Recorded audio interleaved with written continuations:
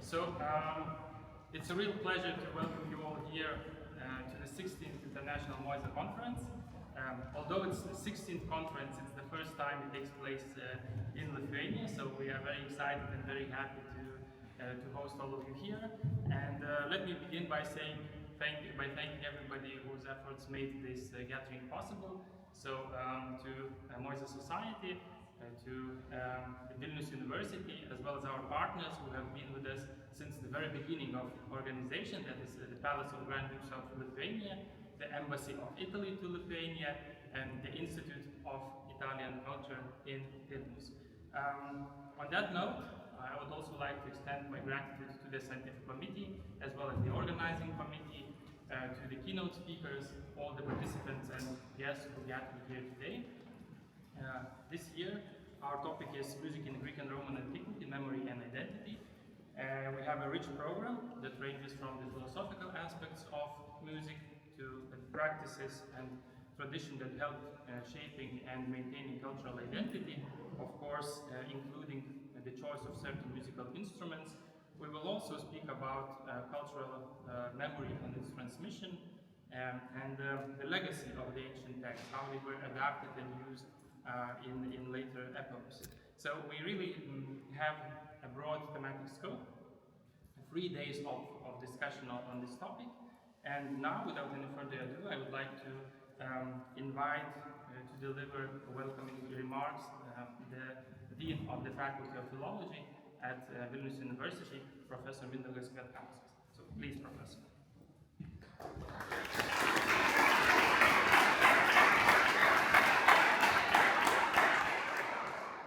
Dear colleagues, I'm most happy to welcome you at Vilnius University and our Faculty of Philology, and I'm really grateful for the MOISA Society for choosing Vilnius University and the city of Vilnius for the 16th conference of the Society.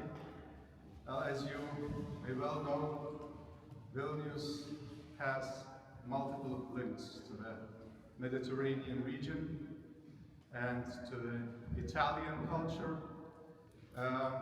It had many cultural exchanges and influences. Coming from the Mediterranean, coming from Italy, since the Renaissance period. And I think that this conference is an example that these links are continued. They are continuing via our collaborations, via the activities of our departments of Italian language and culture and classical studies, via our present personal connections and links and academic friendships. So it is really great to have you all here. It is wonderful that this conference is concentrated on things that are very essential: tradition, memory, identity, and most of all music, of course. And I think that this is even more obvious today when we are involved in so many conflicts about memory and identity, in so many so-called memory wars, both in the Western societies and in our societies, which still bear the burden of memory related to the wars, to occupations.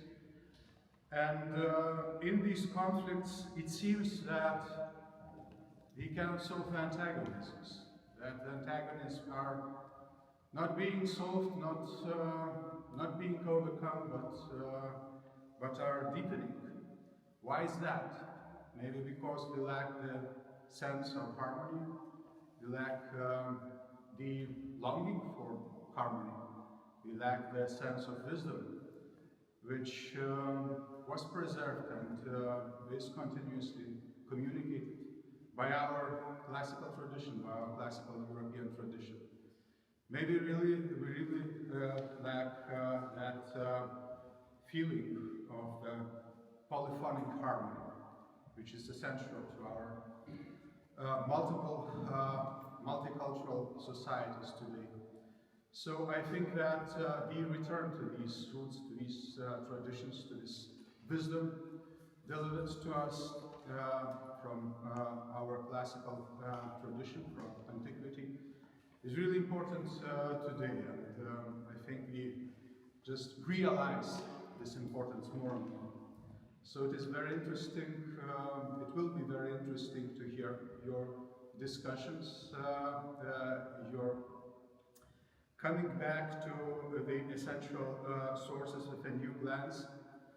And I don't know if this conference will have a musical part. I hope it will, because we cannot just speak about music. We have to hear and enjoy it. So I wish you all the best academic and musical impressions. And welcome once again at Vilnius University and at our faculty. Thank you so much.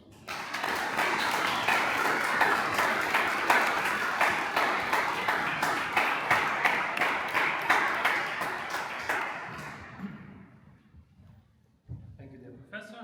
I would now like to invite the Ambassador of Italy to Lithuania and the Director of the Institute of Italian Culture, His Excellency Emanuele de Maigret.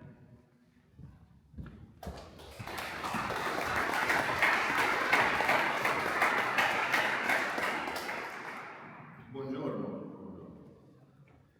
So, Dean Kvietkauskas, professors, students, it's really a pleasure to be here for you today. It's as Ambassador of Italy and also Director of the Cultural Institute, we support this initiative. We have a great cooperation with the prestigious Vilnius University. We have a Department of Italian Language and Culture which is very active and it is full of initiatives being made by our department. It is the professor. Thanks a lot, Professor Arduino. It's really a pleasure and a privilege to work with you. Today we are hosting here in Vilnius University the 16th Conference of MOISA Society, and is devoted to music in Greek and Roman antiquity. As I was saying before, with one of the professors who came from Italy, a lot of them will be contributing to the work. My father was an archaeologist, so I'm quite, let's say, passionate to this topic and in general to antiquity. So it's in my blood, it's in my DNA. I would like also to thank also the Palace of Grand Dukes of Lithuania. Is another prestigious institutions with whom we are really cooperating a lot. There is a lot of Italy both in the university and in the Grand Dukes Palace. So we feel at home when we work and cooperate with these institutions.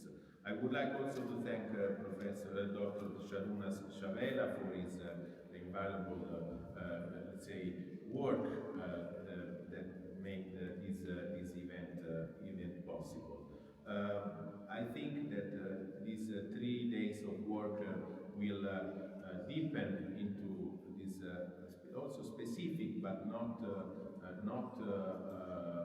let's say specific in this specific topic. And I think that I will say also in the future that the Italian institutions here are fully aware of the importance of your work and fully support also future activities. So you can count on us, you can knock to our door, and we will be very open to back your activities. Culture is a pillar of our foreign policy. Maybe you don't know, but I invite you all to visit the embassy. We created a museum of contemporary art in the embassy with almost 50 artworks from Italian contemporary artists. This is why we did it, because we want that Italy has a strong footprint here, a concrete footprint, and the know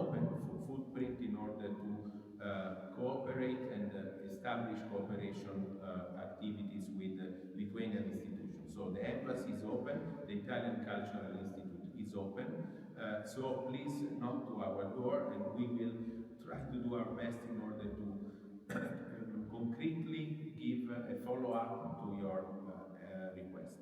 So thank you very much, and the best of luck for your 3 days of work, and thank you. Grazie.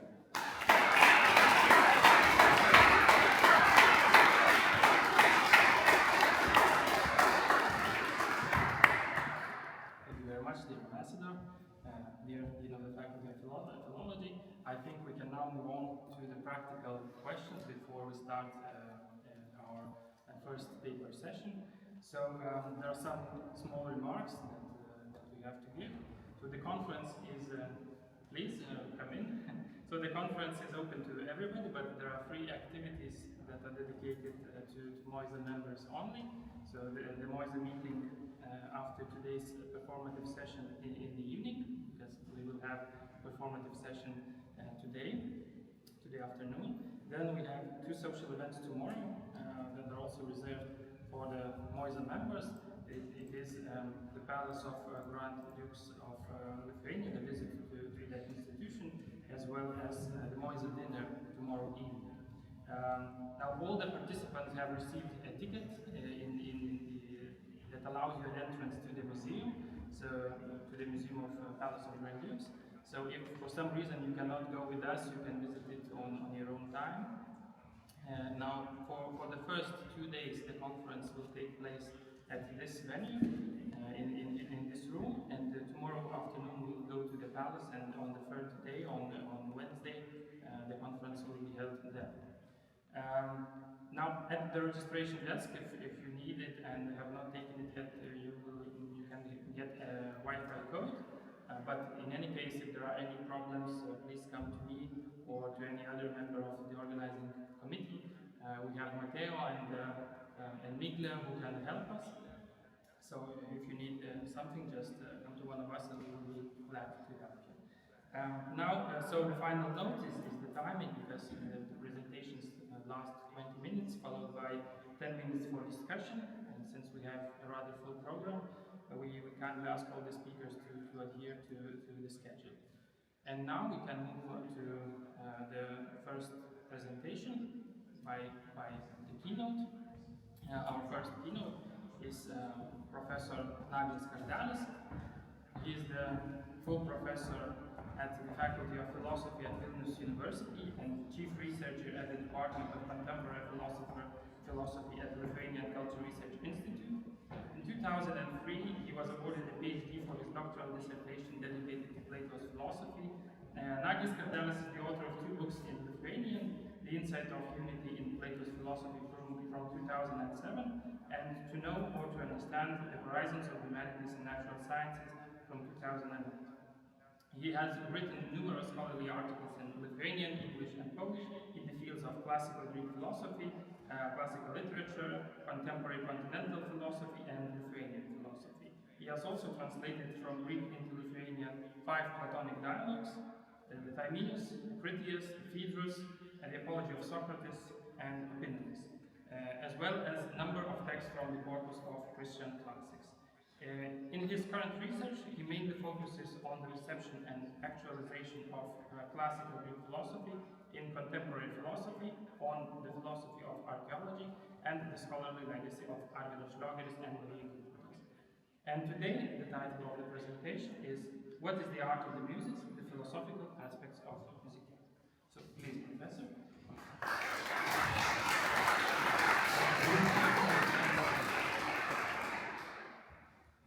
Ladies and gentlemen, dear colleagues, dear Dean, I'm very honored to commence this conference with a keynote presentation.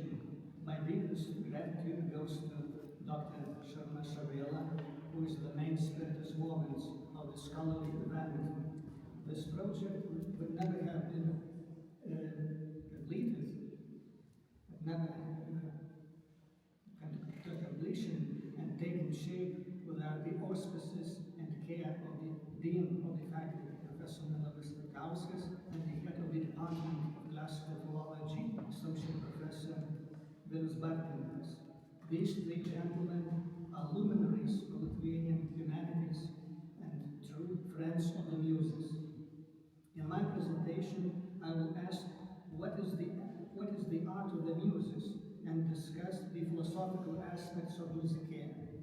In the course of my analysis, I will also try to shed some light on the enigmatic nature of the Muses themselves and to show how the divine essence of these goddesses is related to the musical arts. When we think about the mythical law of the Muses, different things may come to our mind. We may recall the Muses as providers of poetical inspiration, or we might simply remember that the Greek word denoting the art of the Muses, mousikē, is the source of our word music that designates one of the musical arts, namely the art of creation in the audible sphere, the sphere of sounds. We may also remember that in ancient Greek culture, the Muses were considered responsible for the liberal arts as the foundation of classical culture. Yet there remains a more profound philosophical question related to the deeper essence or the inner nature of the art of the Muses. We may ask, from the philosophical standpoint, what is the common denominator of all the liberal arts that the Muses were thought of as responsible for? So, there is reason to cast a glance at some philosophical aspects of mousikē. First of all, we may notice that the Muses were viewed as the providers of divine inspiration. In this respect, they were considered to be the otherworldly guides of poets, musicians, and philosophers to the levels of being that transcend the usual modes of human existence.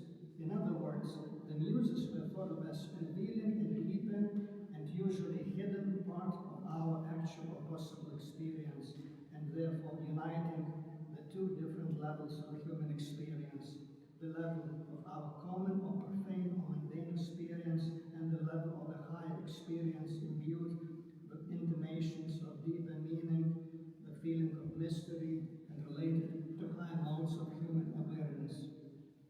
Drawing our attention to the existence of the inaudible harmony of heavenly spheres, or even making this harmony in some sense audible to our human ears or mind, the Muses not only unite what is audible and what is inaudible into a unified cosmic whole, but also provide us with an understanding that the world of our usual sensory experience is but a small part of a much bigger and much more wonderful universe.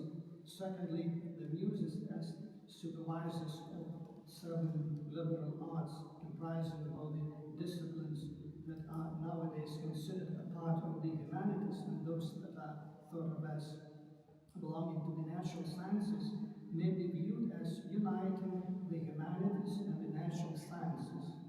The ability of the Muses to reveal the hidden links between the arts and the sciences, for the Greek word techne, as well as the Latin word ars, may mean both art and science, is the expression of their ability to unite the different spheres of human creative endeavor into a consistent and meaningful whole.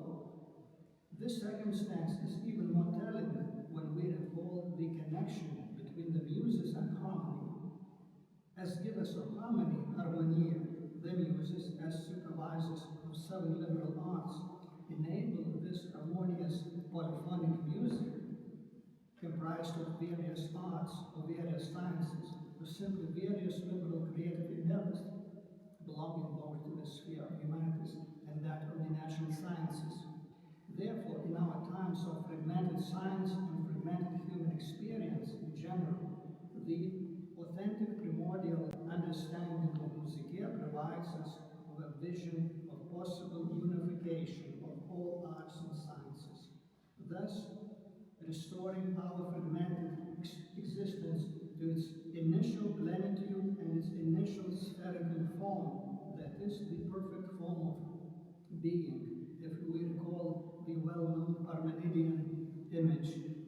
And thirdly, in the sense that the 7 liberal arts are the highest and noblest expression of human especially creative freedom, the Muses may be viewed as providers of inspiration that enables us to think about human freedom and to creatively explore the deeper meanings, its deeper meanings and potential.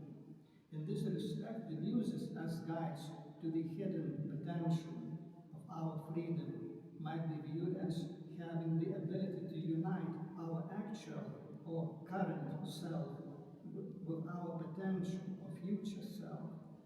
Having this in mind, we may say that the Muses, in the very process of inspiring us, reveal themselves as creators of the unique melody of our life, or the musical narrative of our possible creative and existential evolution. The art of the Muses, in the sense of both harmony and melody, helps us to collect the shattered fragments of our human experience and shows us the dignity of our integral and undivided humanity.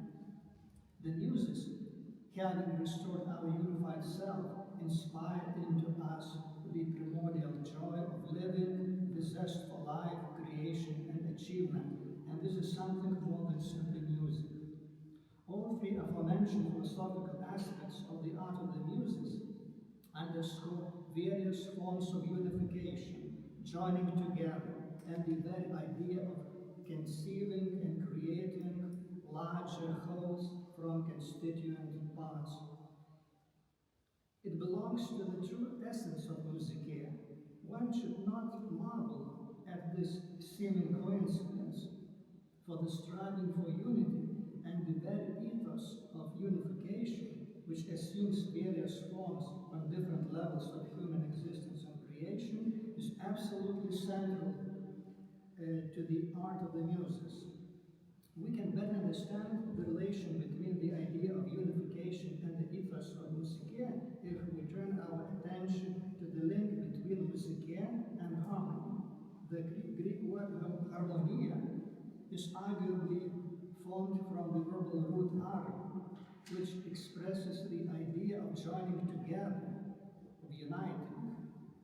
We find this root in its reduplicated form in the Greek verb ararisso, which means to place side by side, to join together, to unite. It is very telling and striking that one of the most convincing etymologies of the name Homeros try to explain this proper name as formed with the help of two roots. The first one expresses the idea of togetherness, as in Greek words rama and homo, and the second one, namely the aforementioned root ar, conveys the idea of joining, uniting, bringing together, placing side by side. Thus conceived and interpreted, the proper name Homeros refers to someone who joins some parts together, uniting them into a whole. We should also notice the semantic affinity between the inner meaning of the proper noun Homeros, if this etymology is correct, and the meaning of the Greek noun rhapsodos, referring to someone who stitches rapti, songs or die, thus joining smaller textual parts into some larger and more encompassing narrative. If this explanation is correct, the common noun rhapsodos and the proper name Homeros both convey essentially the same basic idea. And what is even more interesting is that the Latin word ars, which is the Latin equivalent to the Greek noun techne, according to one very convincing etymology, may also contain the same Proto-Indo-European root ar, which, as we have already noticed, expresses the idea of placing side by side, joining together, uniting. Having in mind that the English word art has its ultimate origins in the Latin noun ars, one should instantly notice that every art, according to the authentic primordial meaning of this word, should be understood as an activity that aims at formation of some larger whole from its constituent parts. The result or product of any artistic activity is, figuratively speaking, a text of one sort or the other, that is something woven together, as the Latin noun textus so clearly suggests. One may also draw attention to the semantic relationship among the Latin verb texere, to weave, textus, something woven, the product of weaving, text in usual literary sense, and textile, piece of cloth, web, staff, fabric.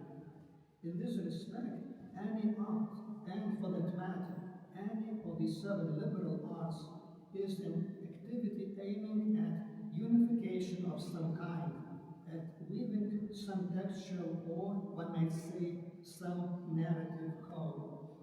I would like to draw your attention to yet another interesting form of unification which we find in the art of the Muses, both in music proper and in poetry. As Hesiod famously points out in his Theogony, the Muses are capable of singing both about the past, the present, and the future. See, for example, verse 38 of Theogony. Eirus saita teonta ta tesonenabra teonta. In this respect, in the very act of their singing, which takes place at some present moment, the Muses stitch together the present time, the past time, and the future time into an all-encompassing temporal whole, which represents the totality of time and the complete plenitude of time.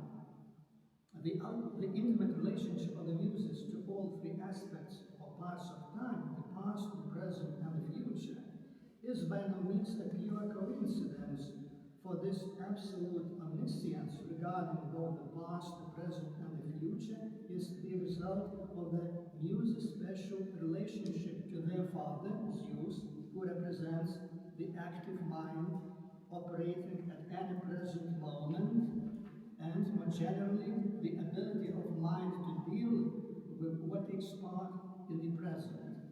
Their mother, Mnemosyne, whose name means memory, and who represents the ability of the mind to recall the past, and at least in the latter stages of Greek mythology. Related to the Muses, the god Apollo, who was thought of as capable of prophetic vision into the future.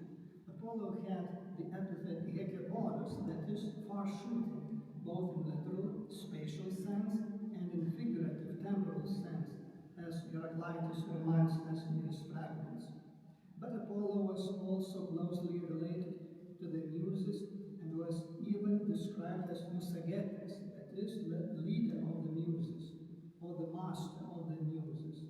So, through their father, Zeus, the Muses had the ability to know the present. Through their affinity to their mother, Mnemosyne, they had the ability to know the past, and through their affinity to Apollo, their leader and master, they were able to know the future. Having the perfect knowledge of the present, the past, and the future, the Muses were thought of as capable of knowing both the ultimate truth and the ultimate lie as the perfect inversion of the former.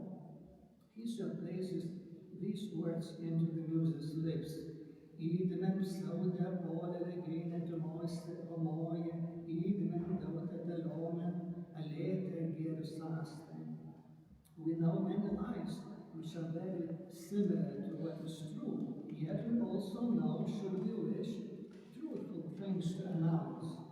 Theogony lines 27 to 28.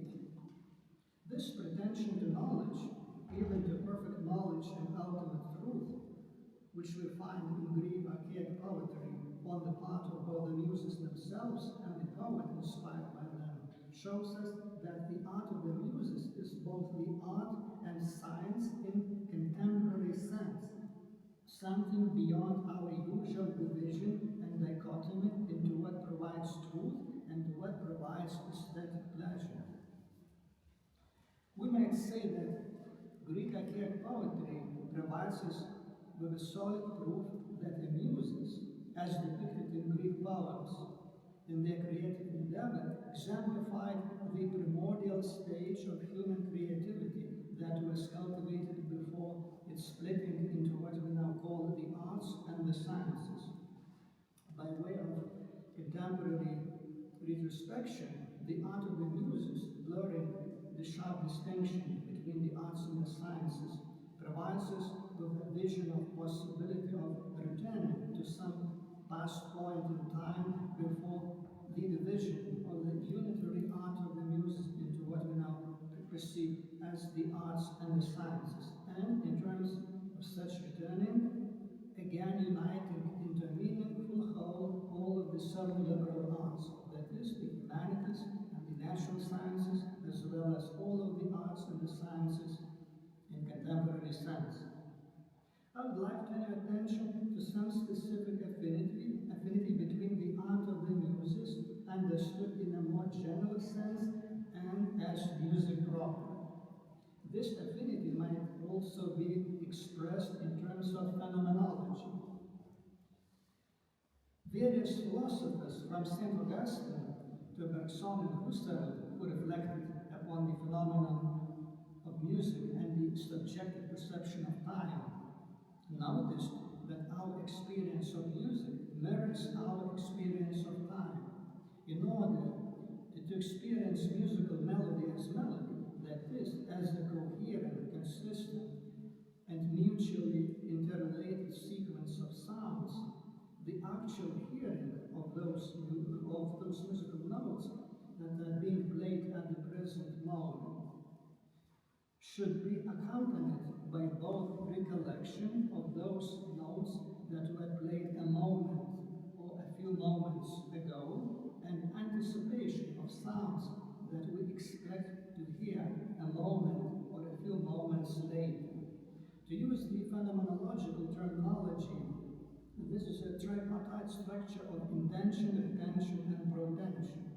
Intention refers to the actual conscious experience of the present moment, say the experience of the musical note as it is being played in the present moment, and more generally the actual working of our conscious mind as it is intentionally operates in the present moment. Retention refers to recalling, remembering what we have experienced in the past, even distant past, or just a few moments ago. And finally, protension refers to anticipation of future experience, or one might say, prophesying about the future. It is evident that in the context of the art of the Muses, the domain of intention is the sphere of Zeus, who is the father of the Muses. The domain of retention is the sphere of mousikē, who is the mother of the Muses. And finally, the domain of protension is the sphere of Apollo, who was the leader and master of the Muses. This observation is very important in that it clearly shows the link between music and Greek archaic poetry. The Muses, who were thought of as capable of singing about the present, the past, and the future, by this very capability revealed the nature of subjective experience of any musical composition, the experience which consists of intention, retention, and protension. To put it in other words, the art of the Muses, as poetry and as music, had so much in common on a structural level that we may speak of the essential inseparability. Viewing retrospectively, we may say that the Muses were capable of achieving a perfect integration of poetry and music. Yet it would be more correct to say that the separation of music and poetry at those distant times had not yet occurred in the first place. And now I would like to draw your attention to the question of etymology of the proper generic name of the Muses, Muses or MOISA. As of now, there is no undisputed or even satisfactory etymology, but two of the proposed candidates are of particular interest deserve a brief discussion, for they are directly related to our topic. The question of etymology is quite relevant because etymology, provided it is correct, might shed some light on the deeper essence and inner nature of an entity whose name is under our analysis. The first of the two etymologies I would like to turn your attention to attempts to explain the Muses as a subclass of the Oreads, the nymphs inhabiting the mountains.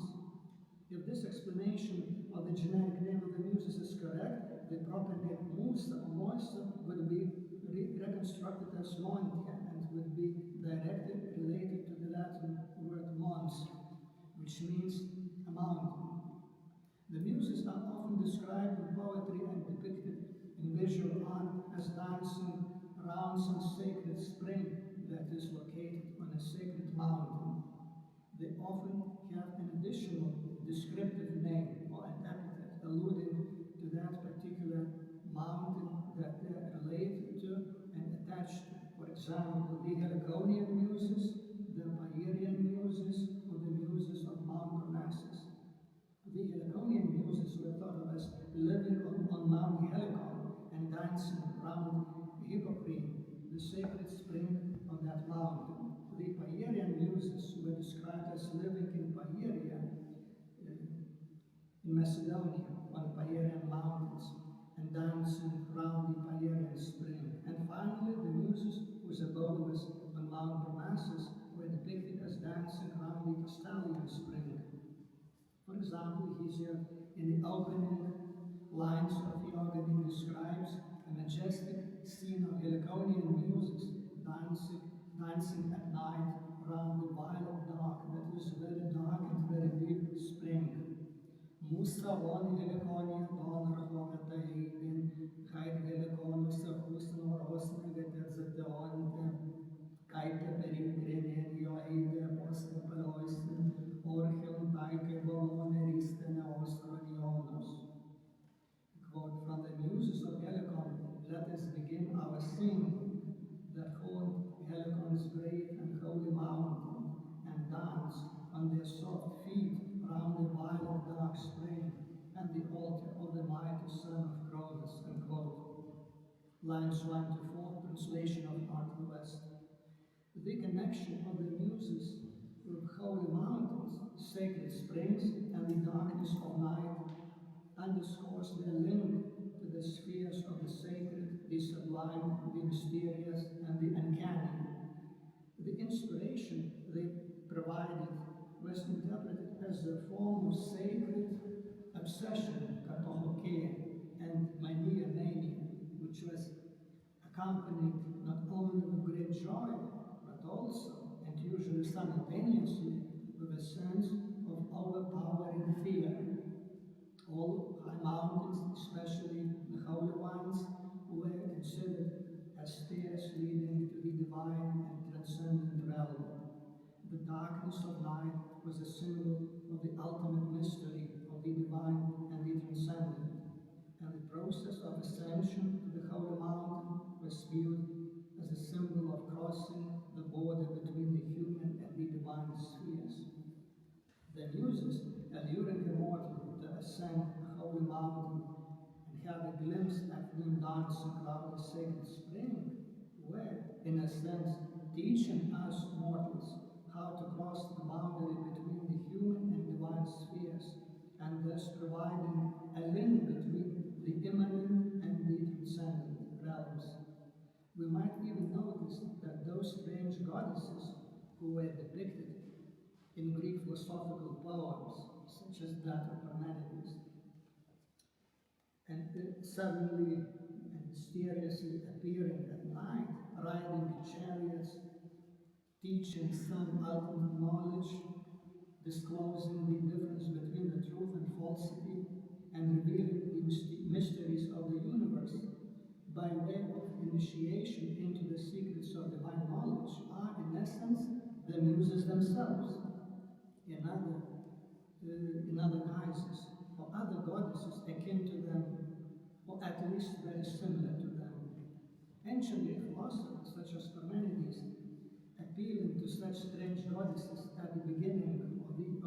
poems were, in fact, continuing the long poetic tradition of appealing to the muses at the beginning of Greek archaic poems, such as those of Homer and Hesiod.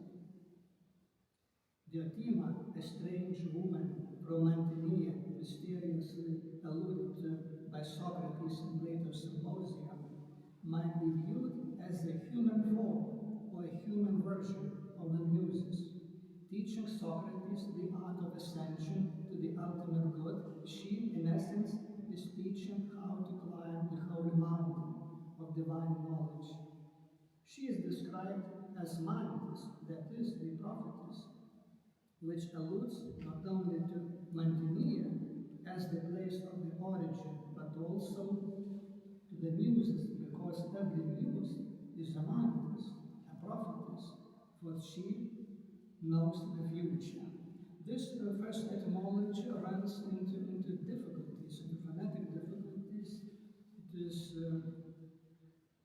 not beyond dispute. The other etymology of the proper generic name of the Muses that I would like to draw your attention to is also very interesting and even more relevant to our analysis. This etymology, though it also runs into formidable phonetic difficulties, attempts to relate the generic name of the Muses to the name of their mother, mousikē, which means memory. If this etymology is correct, then the name Musa or Moisa should be viewed as a somewhat corrupted, distorted, or simply abbreviated form of the name mousikē, which in its own right is related to the Greek common word mneme, meaning memory, and mnemon, meaning mindful, remembering. In this case, the ultimate root of the word Musa, Moisa, would be the Proto-Indo-European root man, referring to all kinds of mental activity, spanning from sheer affect, emotion, to thinking, cognition, and reflection. The root man stresses the distinction between mental alert, mental watchfulness, mental acuity, or simply staying awake on the one hand, and mental passivity, sleepiness, drowsiness, and intellectual lethargy on the other.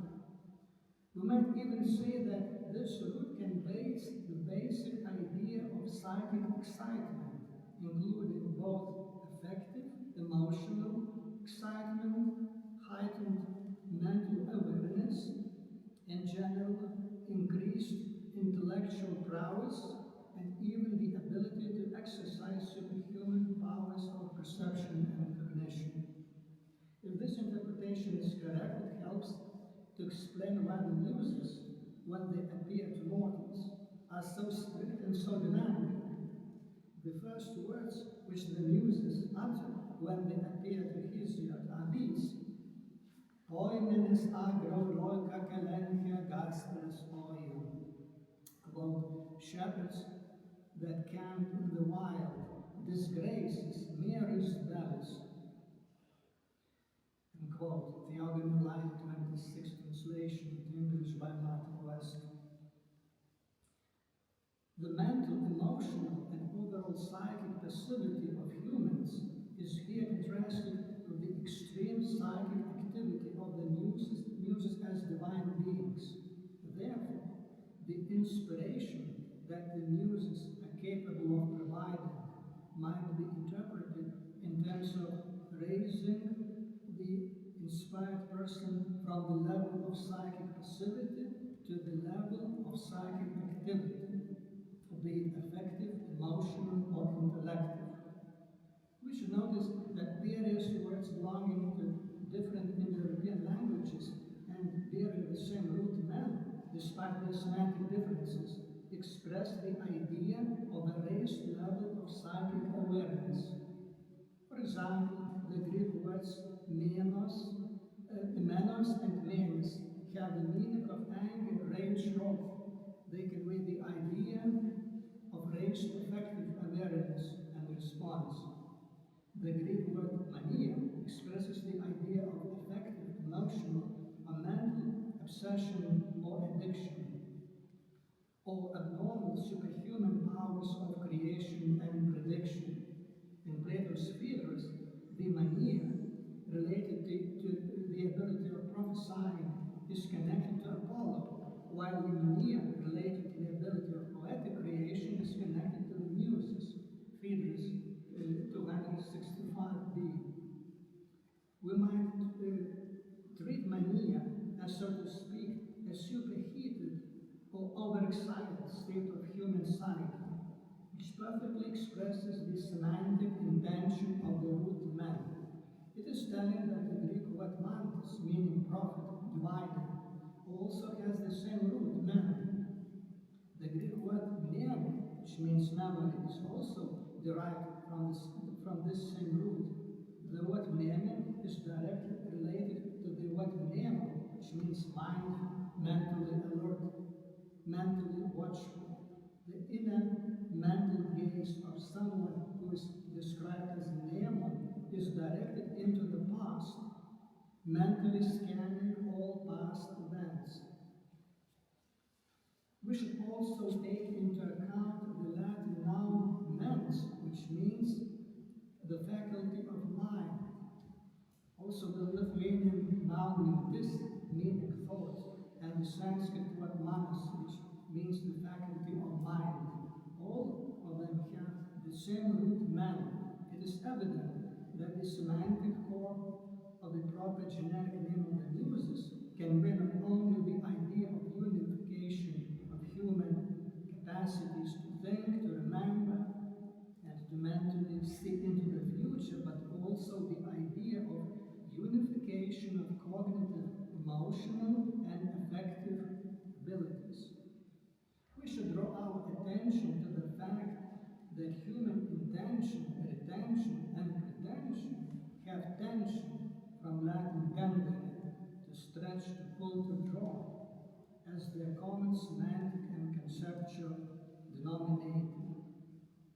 We might visualize our soul or our psyche as a tensely drawn string, very similar to a drawn string of the lyre or a drawn bowstring. To recall the images used by Heraclitus, our psyche is somewhat similar to both Apollo's lyre and his bow. The main philosophical model here is related to the idea of denying and overcoming the state of psychic inertness, psychic passivity, psychic lethargy. These observations provide the possibility of a novel interpretation of the first word of the Iliad, namely the word mene, from menis, which means anger, rage, the roar. All of you remember those two lines, menina eideta, peleia doa hileos, ulo menen yenura hayas alga ateke. This roar, menis, is certainly the roar of Achilles, which is also the theme of the Iliad as an entire poem. Yet, this very word may also allude to the nature and essence of Thea, that is, the muse. And raging Achilles here appears as someone who, in his rage, perfectly fulfills the requirements set by the Muses to be psychologically, psychically alert and live one's life to the full. Here we see the word Thea instead of Musa. And I think that the word menis, which is placed here as the first word, somehow refers to those manic qualities of the Muses. And there is no need to indicate Musa by a proper name, and she's called simply Thea. And so we observe that the art of the Muses tend to unify all our experiences, all our proclivities, our tendencies, our abilities into a unified whole, and it expresses the idea of harmonia. Harmonia means something united, something composed of parts into a unified whole. And we should not think of harmony only in terms of music. We should think of it in all those different aspects that I have referred to, and therefore music in our contemporary sense is but a shadow of that richness which we had at the beginning of classical Greek culture, at the dawn of classical Greek civilization, with its music, its poetry, and so in time, the culture. So to sum up, we may say that the Muses operate on various levels. They unite the upper part of the universe with the lower part, and they give us the possibility of climbing from the immanent sphere to the transcendent sphere. So we have this vertical in mind, but in terms of horizontal line, they unite the spatial sequence consisting of the past, the present, and the future, and the spatial expansion. They operate from the mountains and those panoramic views that are very vast, very awe-inspiring. They unite what we think at the present moment. All those distant views that we view from Mount Helicon, Mount Parnassus, from the Palermo Mountains. So we have the glimpse into the spatial landscape, the glimpse into the temporal realm, consisting of three parts: the past, the present, and the future. And they also provide us a glimpse into what is unseen, into the transcendent realm. Therefore, we may say that our experience consists of what we have experienced and seen in immanent domain, and what works in the transcendent domain. And the Muses unite this immanent realm that we experience and we see with that transcendent domain, which is beyond our gaze and beyond our experience, and they intimate this possible experience of the divine, the sacred, the transcendent. So they stitch the humanity with the divinity. And in Greek classical culture, we have various manifestations of the Muses. As I said, there are the Muses that operate on the level of archaic poetry. In the Hesiod's poems, in Homer's poems, and in melodic poetry, but also various goddesses which operate in the pre-Socratic philosophy, which is usually written in hexametry, and which is written in meter. And so, at the beginning of such creations, we find various goddesses riding in chariots and teaching philosophers, and these are also manifestations of the Muses. And such people as Tima of Mantinea, which is a literary person. It has no historical identity, and it is clear from the fact that the town of Mantinea, this name has its root root man, and she is described in Plato's Symposium as Naglis, a prophetess, a divine. So this is the same root as in the toponym Mantinea. This indicates that she's not a historical person. She has no real historical identity, she is a creation of Socrates and Plato, and she is a human manifestation of the muse. And in contemporary literature, we speak about female inspirers of poets as the muses.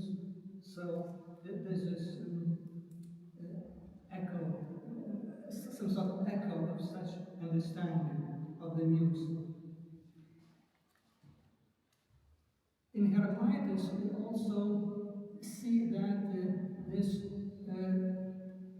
relation between the lyre, the bow, and human soul as a string communicates the idea of tension as necessary to all human creative endeavor. Heraclitus speaks about Polemos, which is the king of people and gods. And this Polemos is a metaphor of tension, of a pulled or drawn string, be it a lyre string or bow string. And human soul is also viewed as a sort of string which should be tense, it should be drawn in order to create harmony and melody. And we should never relax in our life, in our creative endeavors. Usually we think about music as providing only pleasure. We think about hard sciences such as maths, physics, and so on as torturing us, as not pleasurable. And we think about humanities, about poetry and music as very pleasant. And this is that very deceitful impression, and the authentic meaning of the musical arts goes along with this idea of asceticism, of great tension, anxiety, and we should view ourselves as some sort of strings which are pulled by some divine presence, by some goddess, by a muse. And with those closing remarks, I end my presentation, but I would like you to ask questions if there are any.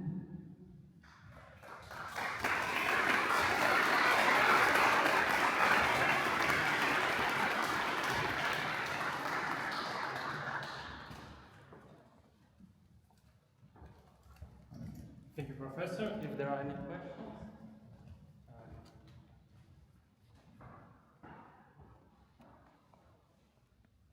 Thank you, Professor, for the talk.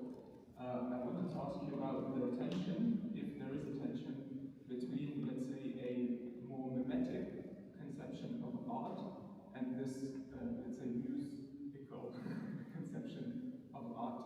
And what I mean by this tension is that, let's say, let's take the critique of the arts that Plato makes in his Republic, where the replica of a true thing that is made within the arts is something that is lesser than the original, and there is a duplication, a sort of movement towards maybe one could say disharmony, disunity in this multiplication. And then to contrast this with this idea of the arts as something that the muses inspire, which is a movement towards a unified whole. So is there some sort of essential difference within these two conceptions, or is there a way to talk about both of them as sort of just showing two aspects of this creative movement, that it has a unified aspect and also the sort of multiplied aspect? Thank you. I would say that the novel understanding of art we find in Aristotle's teaching, and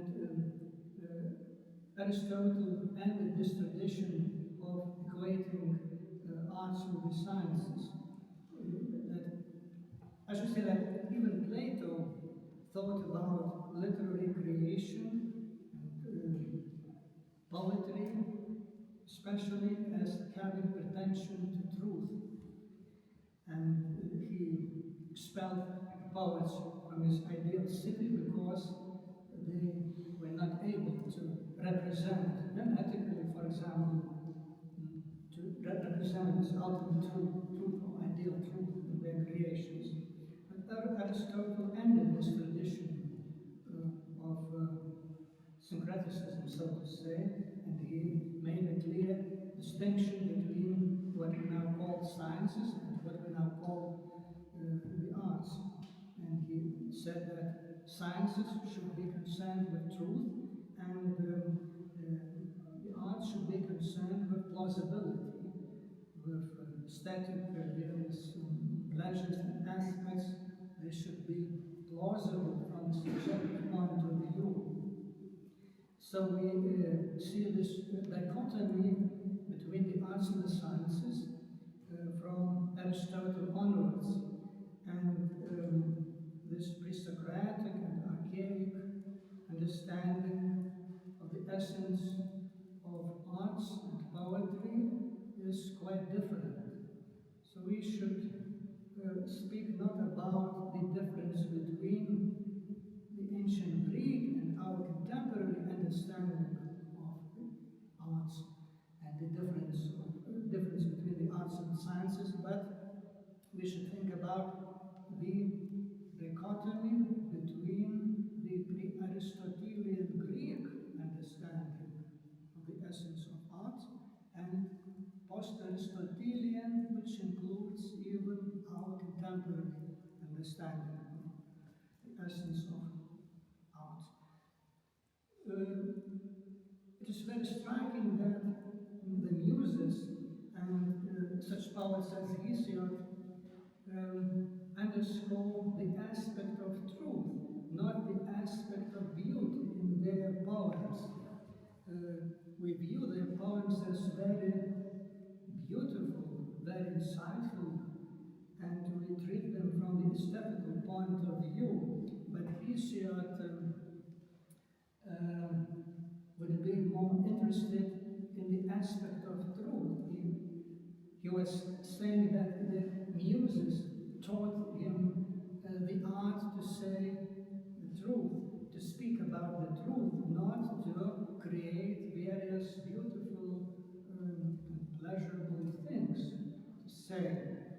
So this essential dichotomy was created by Aristotle, and he speaks about such things as mimesis and various other things in his poetics, in his rhetoric, and in his other writings.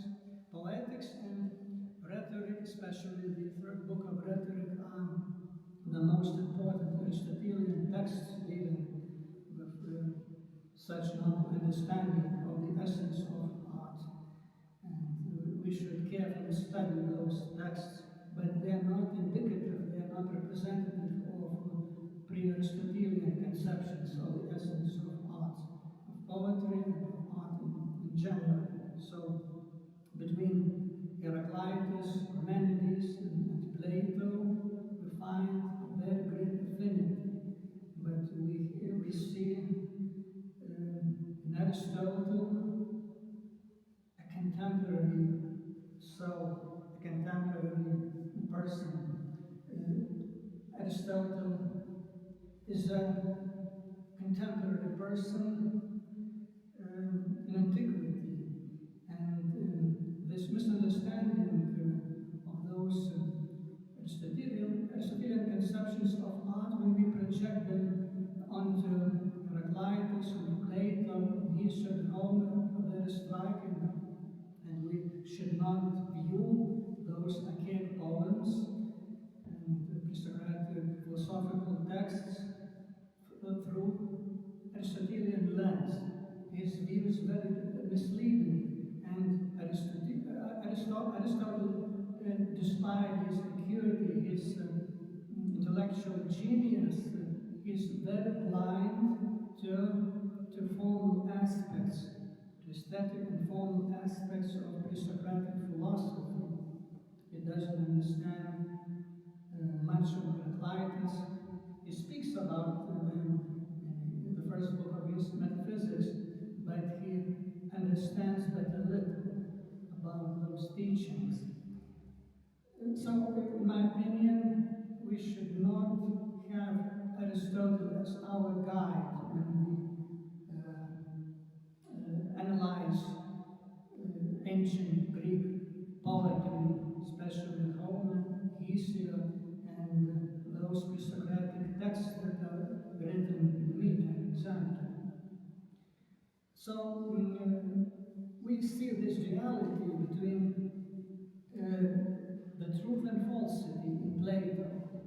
He dispels the poets from his ideal city, and we might think that he creates this dichotomy himself, but he simply follows this ancient line of thought, this, so to say, archaic or pre-Socratic line of thought, which implies the unity between the arts and the sciences. But Plato refers to some novel practices in Greek poetry that were cultivated in the 4th century BC.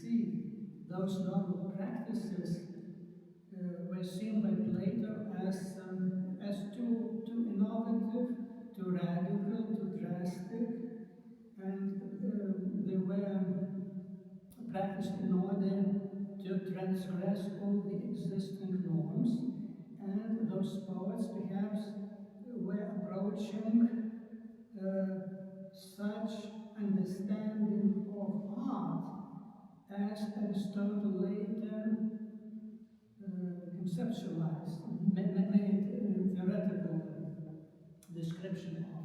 So Plato rejected this new poetry, and Aristotle accepted this poetry as expressing the real difference between the art as he understood it and science as he understood it. Because on the linguistic level, there is no distinction. We see simply the word technia. Marcus is from Martani to learn. It has nothing to offer in terms of conceptual clarity, and the word technia, as well as art, expresses the idea of unification, but it does not convey any specific nature of either science or either art. So the ancient Greeks had nothing in their language that would suggest the real difference between art and science. And this realization of such difference could occur only on a conceptual level, and Aristotle made this novel approach possible.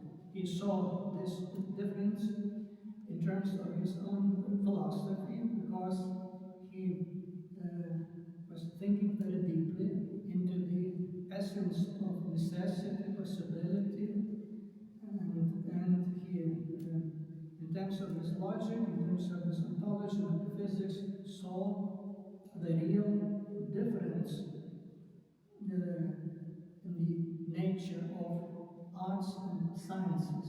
And those differences could not be observed in the Greek language itself. So there is nothing in common between this conception of art that we find in Plato, in Heraclitus, in Parmenides, in Homer, in Hesiod, and that understanding which we find in the writings of Aristotle. And Aristotle is almost our contemporary. So we should view Aristotle with very deep respect. He provides the beginnings of our literary theory, of our literary criticism. He is the first literary critic and the first theoretician of literature. But his understanding of ancient very, very remote from this primordial, authentic understanding.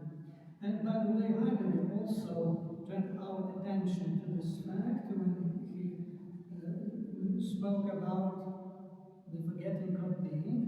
He took in mind both Plato and Aristotle, but I would say that Plato was somewhere in between.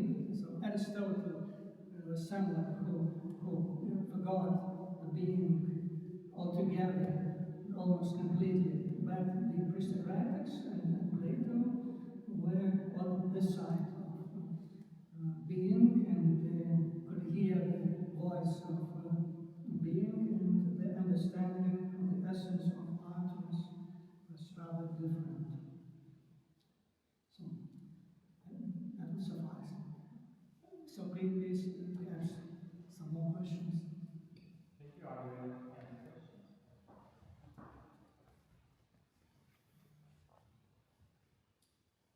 Thank you very much for the presentation, for really reaffirming for us all the reasons that this is so important with pre-Socratics, especially in thinking about what you mentioned with Parmenides and the proem, that so often in philosophy classes today seems to be dismissed as somehow not part of the actual philosophical meat of what we have in English, and you have brought to light how important that is to us with the Muses and how integral it is to understanding all these things. I'm interested, particularly with Parmenides, in any possible references to duality that might be lurking behind there, because I was thinking of what you were saying with Hesiod and the Muses and how they are leading us towards understanding the truth, and also they have the saying about the capacity to speak both things truly and things that are false, and there's some slight hints of perhaps an element of duality in the perhaps bipartite nature of the Parmenides poem that was unfinished, though it seems to be leading us to this understanding of oneness, and I was wondering if you could elaborate more on that.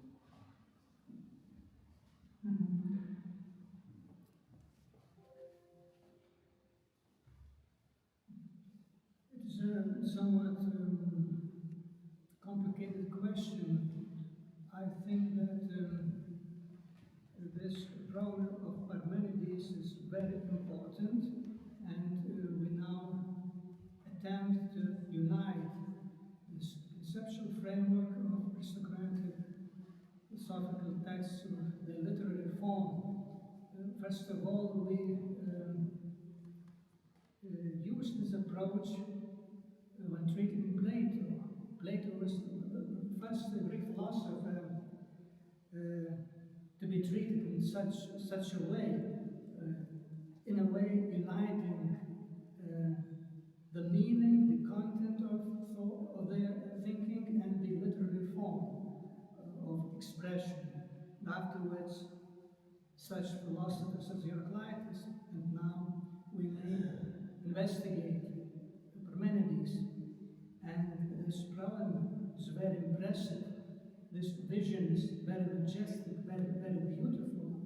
And in his poem, we see the dichotomy between the absolute truth and falsity. And there are two ways, the way of truth and the way of error, the way of falsity. And this very fact expresses this ability of the Muses to speak about both the truth and the falsity.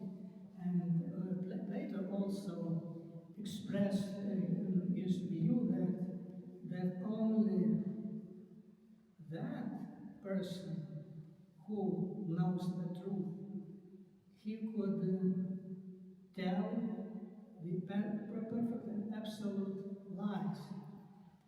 Someone who does not know either the truth or the lie, the falsity, he or she has no ability to either speak correctly or tell very, very deep and very profound lies. He or she is in the region of semi-truth and semi-lie. In order to perfectly lie, you should know the truth. And so this goddess in the poem of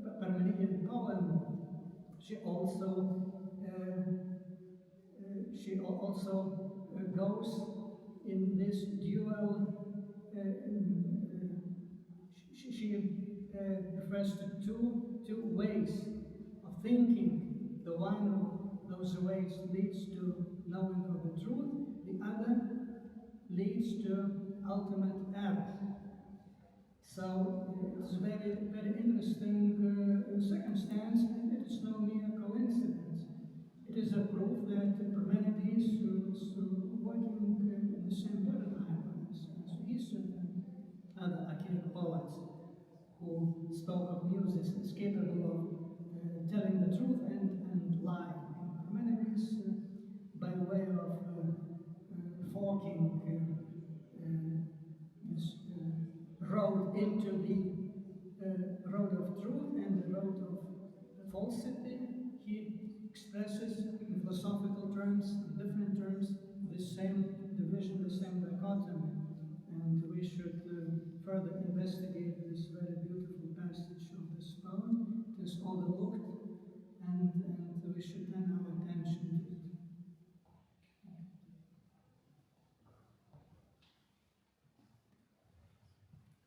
Thank you. Are there any other questions? If no, we have contact here. Please. Thank you so much for that talk. That was really wonderful. I was wondering what you think about the harmonic modes that Plato bans from his ideal city. You seem to suggest in your talk that all music, or every sort of product of the Muses, builds towards the ideal good. But is there not some music that also corrupts the soul? Is that also not a product of the Muses? So I was wondering what you thought about that. Perhaps is a product the result of Muses' lying about the nature and truth and the beautiful. Of course, the real practice of musical composition, of music in a strict sense, is very different from this conceptual side, the philosophical and conceptual side. We discourse about the Muses, and we should see those discrepancies, these differences, and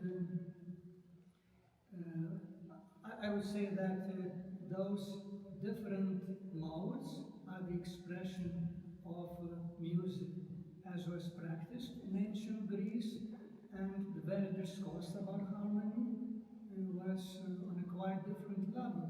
And even in the sphere of music itself, they had the tradition of empirical interpretation, the tradition of Aristophanes, and of Aristoxene, and the other tradition was Pythagorean one, the mathematical music, which was very abstract and very detached from the empirical side.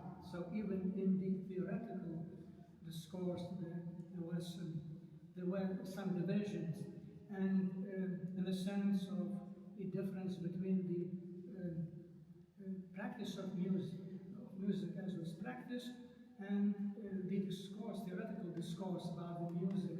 The division was even more profound. It is sometimes incommensurable, but we should try to see some common ground, to see some common denominator in those different discourses. I think that Plato was trying to choose among those modes as were practiced in Greece, the perfect one, the Dorian mode, as the best mode. And he thought that this one expresses the theoretical idea of harmony, and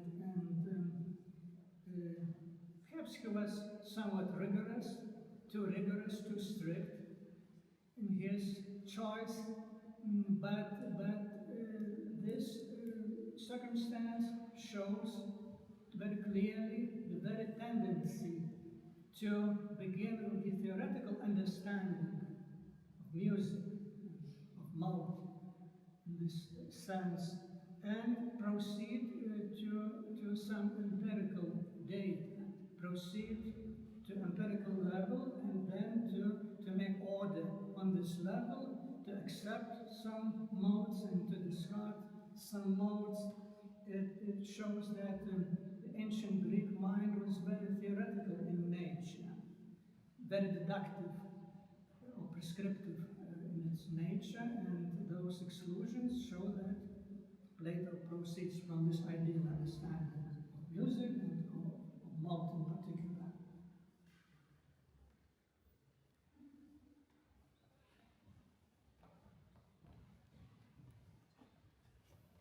So thank you, Professor. If there are no more questions, we can now have a coffee break for half an hour. And 11:30, we shall start the discussion. Thank you.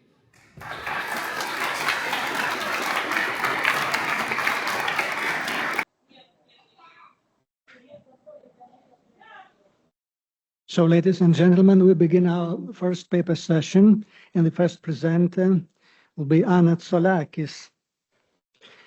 Anna Tsolakis obtained her bachelor's degree in classical literature with top marks and honors, with a thesis entitled Apuleius Florida Music. She obtained her piano diploma at the Conservatorio Alessandro Scarlatti, formerly Vincenzo Bellini in Palermo, with top marks. She subsequently obtained her master's degree with top marks and honors, with a thesis entitled Apuleius and Music, study on the musical episodes of the Metamorphosis. Working in both cases under the supervision and guidance of Professor Maurizio Massimo Bianco of the University of Palermo. She is currently a doctoral student at the same university and under the guidance of the aforementioned Professor for a project entitled Music in Rome, New Research Perspectives, a project focusing mainly on comic theater, texts and sources concerning the role of music in theater. Her fields of interest are theater and rhetorical studies. And the title of her presentation are Ad Gracchi Fistulam Refer, Music for Memory on the Actio of Gaius Gracchus, the Oratore III, 60 to 61. So, Anna, the floor is yours. Please present your views. Thank you very much. First of all, I would like to sincerely thank Professor Šavėla for kindly providing me with a Teams link and so allowing me to present my paper via video conference. And I am also deeply grateful to all the organizers for careful and thoughtful organization of this conference. Please accept my heartfelt apologies for not being able to attend in person, because I had planned actually my trip to Lithuania early in advance, but unfortunately I was only later summoned for the oral examination for a position, for a teaching position as a Latin and ancient Greek teacher at high school. So sadly, I could not reconcile the two commitments. And once again, I apologize for that, but I thank you very much for the opportunity, for giving me the opportunity to present my paper remotely. So let us begin with an episode handed down by Cicero in the third book of the De Oratore. So it concerns Gaius Gracchus and his use of a fistula player during the rehearsal of his public speeches. This anecdote stands out as one of the most intriguing examples of technical innovation in Roman rhetorical practice. Traditionally, this episode was interpreted as a strategy aimed at perfecting actio, that is the orator's delivery. But this episode invites a broader reflection, one that considers the potential role of music not only in performance, but also in memoria, which is the fourth of the 5 canonical parts of rhetoric. In the renowned final chapters of the De Oratore, through the voice of Antonius, but most above all, the voice of Crassus, who assumes the central role at this stage of the dialogue, Cicero offers a detailed and sophisticated reflection on the theme of actio. So it's the art of delivery and the performative presence of the orator. Crassus emphasizes that actio is the most powerful and effective component of rhetoric, even more decisive than the words themselves. This is exemplified by the famous judgment attributed to Demosthenes, who allegedly ranked actio first, second, and third in importance for the success of an oration, which is the first point of the handout that you see. So a well-composed posture, expressive facial gestures, and a voice artfully modulated are for Crassus essential tools to stir emotion and also achieve persuasion. He goes on to state that the voice is the primary element of actio, which is the second point of the handout that you see. Its quality, the quality of the voice, the timbre, the range of tones, its ability to raise and fall, to soften or intensify, these are the factors that determine the effectiveness of a speech. However, Crassus remarks that an effective voice is not purely a gift of nature, or at least not only a gift of nature. Like a musical instrument, Crassus says, it must be trained and exercised and refined. Many orators, he wants, fail precisely because they neglect this aspect, the aspect of the cure of the voice. Within this context, Crassus introduces the figure of Gaius Gracchus, probably one of the most celebrated orators of his time, the late 2nd century. And of course, he was the brother of the tribune Tiberius Gracchus. So Gracchus is portrayed as a speaker of tremendous energy and passion, able to sway entire crowds with the sheer force of his voice. This depiction is confirmed by other sources also, not only Cicero. Plutarch as well also presents Gaius Gracchus as a fiery and passionate orator, as does Cicero in another text, which is the Brutus, where he emphasizes Gracchus' forceful and energetic style. So from Cicero, we have two sources that speak about how much Gracchus was a tremendous orator, a very passionate and very dynamic orator, by the Oratore, the Brutus, and also Plutarch as well. Crassus, he goes on, and praises his extraordinary expressiveness and vocal mastery, but focuses in particular on telling an anecdote, which is the object of the present paper. This anecdote reveals how seriously Gracchus approached the practice of actio, which is the third point of the handout that you see. You may see it now. So, during the rehearsal, Gaius Gracchus would be accompanied by a fistula player who stood behind him.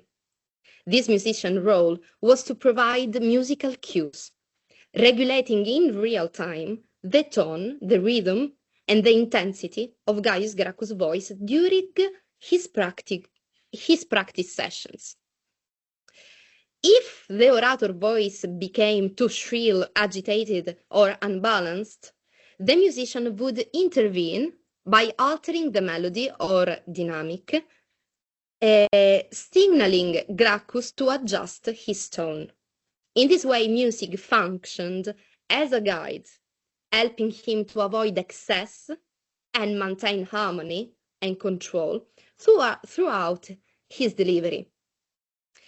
At this point in the narrative, the other participants as well in the dialogue, like Catulus and Antonius, also praise Gracchus' discipline, learning, and cultural refinement, recognizing in him an orator who embodied not only passion and eloquence, but also the most rigorous standards of preparation and technique. And this is the point when they says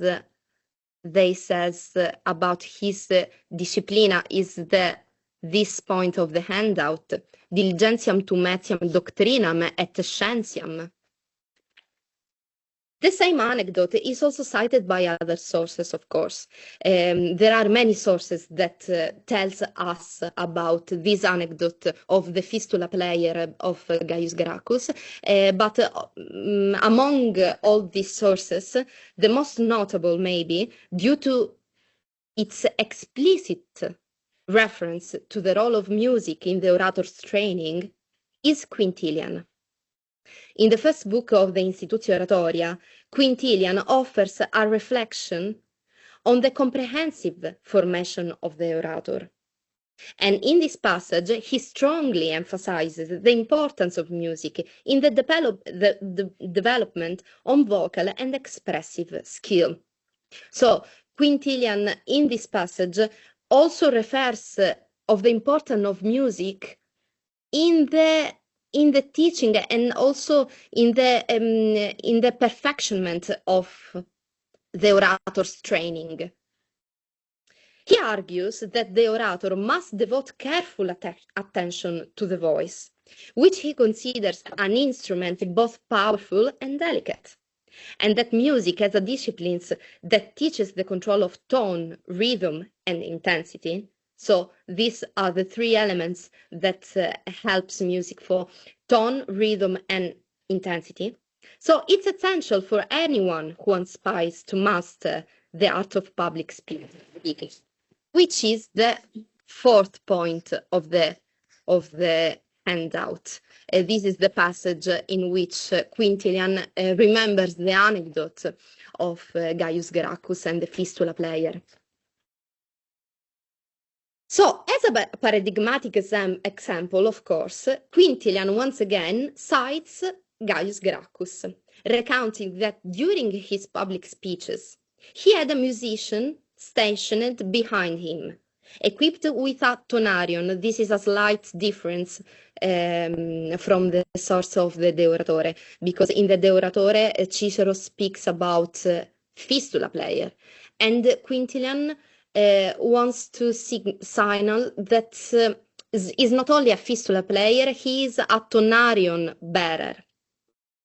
So an instrument similar to a pitch pipe or a small flute, whose function was to assist him in regulating his voice. So once again, he points out the importance of the use of music for the training of the voice. So this practice, carried out even in moments of great political tension, is presented by Quintilian as a clear evidence of how crucial it was for Gaius Gracchus to maintain technical precision and expressive control, even when facing emotional and politically charged situation. Even when his brother was assassinated, even in that moment, Gaius Gracchus used a theatrical source as the Medea Exul by Ennius. We are going to see it later on in the paper. Building on this evidence, it becomes increasingly clear that in Roman oratory, music was not merely regarded as a refined expressive accessory, but rather as a precise technical and pedagogical tool, primarily linked to the training and regulation of the voice. Both Cicero and Quintilian, through adopting different perspectives, they say slightly different things, but they both agree on the fundamental importance of educating the voice apparatus through musical devices capable of modulating tone, rhythm, and once again, intensity in the delivery of the speech.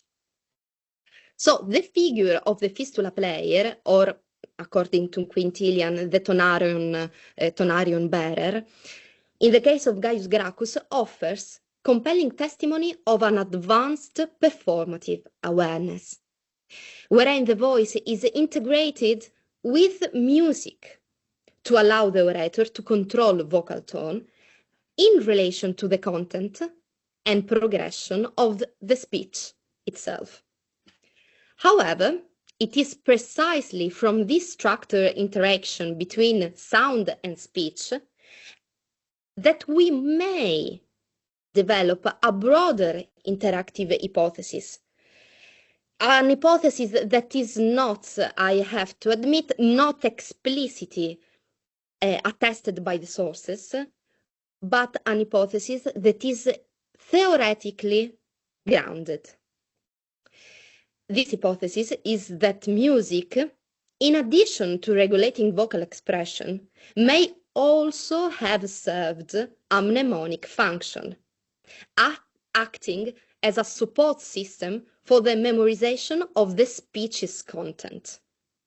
So, this hypothesis is that music was not only a tool for regulating and training the voice, but also a tool for a mnemonic tool for memorizing the speech and the content of the speech. Now we must acknowledge that no ancient source explicitly tells us that music was used to aid the memorization of the speeches.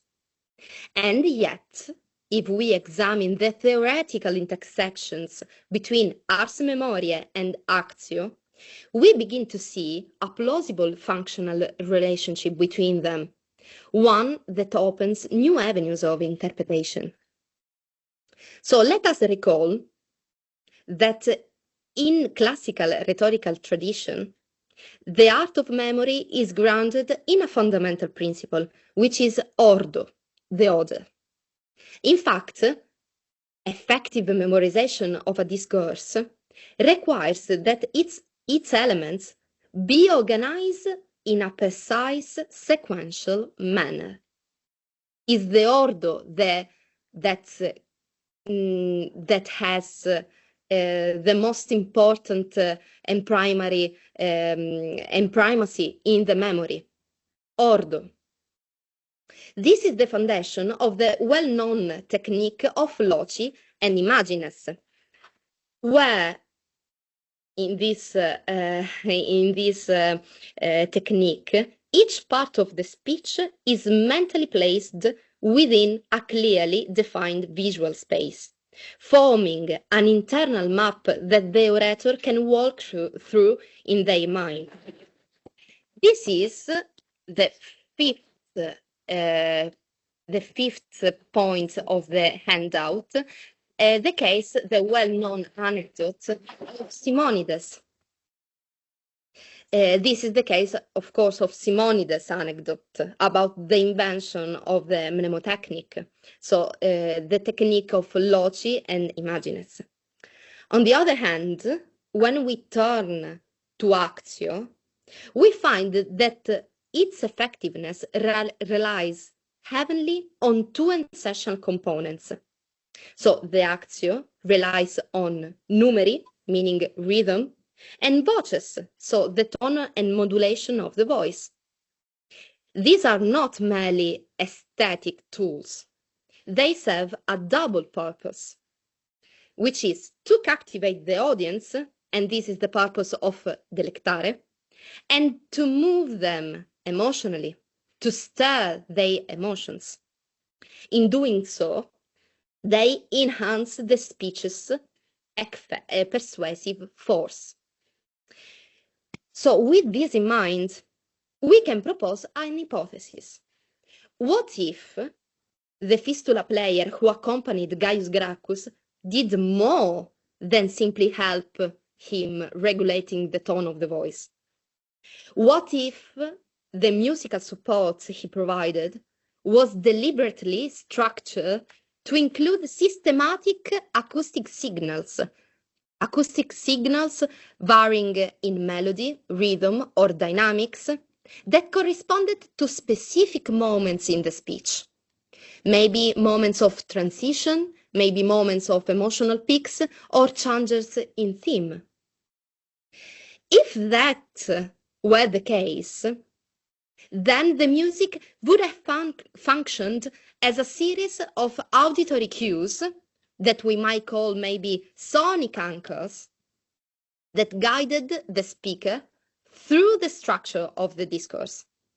So these auditory signals could have served a mnemonic function analogous to the visual loci used in the traditional memory techniques. So the parallel is between the visual loci and imagines, like in the Simonides anecdote that is very well known, and the sonic anchors of maybe the fistula player used by Gaius Gracchus. In essence, they would have helped the orator recall the sequence of arguments not through special images, but through recognizable sound patterns. We know that Simonides' technique already relied on perceptual anchors to support ordered recall. Extending this principle from the visual to the auditory would not contradict the foundation of Roman mnemotechnics, because in fact, be a coherent innovation of Roman mnemotechnics. Through a form of sensory substitution, Gracchus may have employed auditory structures in place of visual ones, thus transforming musical patterns into memory aids. After all, music has the power to evoke emotion, to establish rhythm, and crucially, to imprint itself through repetition and through structure. In this sense, it could have served not just an expressive purpose, but also a cognitive one, helping the orator to internalize and recall each section of the speech more effectively. Indeed, we also know that Gaius Gracchus made strategic instrumental use of theatrical text to evoke specific emotional responses. Text that, being musical in nature, we of course know that theater was made in music. Texts that were easily memorized because of the use of the music. One striking example, preserved through undirected tradition by Cicero once again in the third book, also in the actio part of the third book, which is the last point of the handout. So we also know that by this striking example, this example tells us that Gaius Gracchus, revoking verses from Ennius Medea Exul, shortly after the death of his brother Tiberius. So he used revoking these verses of the Ennius Medea Exul, he used them in a very tragic moment of the history of the late Republic, and also in a very tragic moment of his personal history, of his own family, highlighting how deeply interwoven music, memory, and rhetorical impact could be. So, in a moment so tragic, Gaius Gracchus used a theatrical text, revoking very famous, well-known verses of Medea Exul, to persuade auditory and to stir emotions. We might even imagine this system as creating a kind of a sonic map of the oration, allowing the speaker to navigate its internal structure by recognizing specific musical cues. Such a hypothesis invites us to think of actio not merely as vocal modulation or gesture, but as a layered performance, one supported by a structured framework of auditory signals capable of integrating emotion, order, and memory. In conclusion, while speculative, I once again say that it is merely a speculation, this reading opens an intriguing possibility, a possibility that music in Roman oratory could have functioned as a bridge, linking the persuasive dynamics of actio with the mnemonic demands of inventio, that is invention, and dispositio, that is arrangement. If this is the case, then the presence of the fistula player alongside Gracchus might represent not just a curious anecdote, but a key to understanding a deeper cognitive and performative strategy in the classical Roman rhetoric. So this was my hypothesis about the very well-known anecdote and episode recalled by Cicero, Quintilian, and many on about Gaius Gracchus, fistula player. Thank you for the attention. Minutes, perhaps one question, please. Well, thank you for I'm sorry, I cannot hear. Can I haven't started talking. Can you hear me now? Yes, I can hear you. Okay. So that was a very interesting talk, and I think in order to back up your fascinating hypothesis, you would need more evidence. But from what it specifically reminds me of in the modern world, you cannot go to a movie now that has any kind of action going on, passion going on, without having background music to support and enhance the emotional experience of the viewer. And also, I believe I have noticed that in political speeches in the United States, mostly with perhaps the worst of our politicians, a background musical element to sort of enhance the passions of the listeners and make them more active and involved. So I think there's certainly what you're talking about is something that happens all the time in the modern world. And it's just a matter of seeing how it would work itself out in the Roman world. But excellent hypothesis. Thank you. Thank you very much. Also, I would like to recall that Professor Timothy Moore made such an hypothesis linking the role of music in the theater. He made famously an example about the American musical. So the link between theater, music, and memory is also in many fields in the modern world, as you said. So thank you for the speech. Thank you. Thank you. Unfortunately, we've run out of time, so we go to the next presenter, Heilman.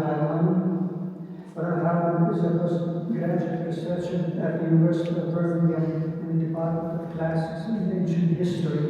Her doctoral thesis, The Lyre and the Bow, Bow's Instruments from Oral Song to the Written Word, traces the diachronic development of the lyre and the bow as a joint symbol with cultivating performative context from Homer to Herodotus, with an emphasis on the role of the agon in musical competition. And Loren will present the event Singing Incantations, a key to interpreting the supremacy of the Logos in Plato's music.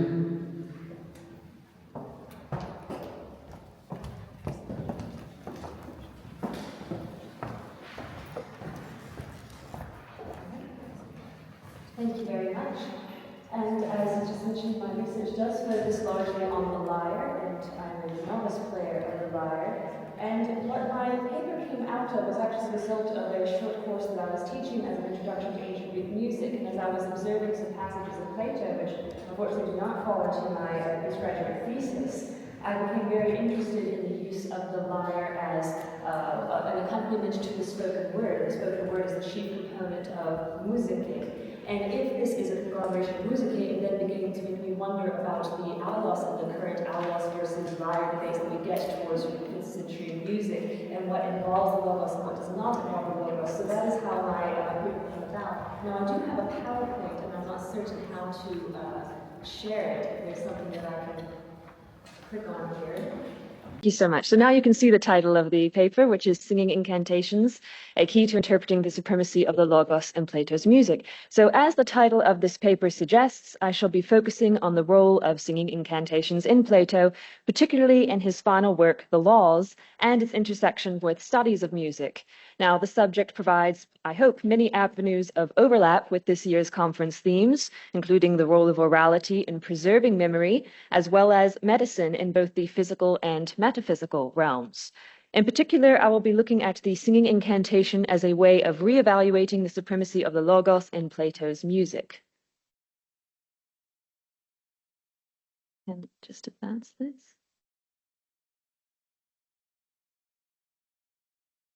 There we are. So in the musical discussion of Republic III, Plato's Socrates divides song, melos, which is on the left, the song melos into 3 components, the logos, the harmoniae, and rhythmos, with the proviso that the latter 2 be subject to the former.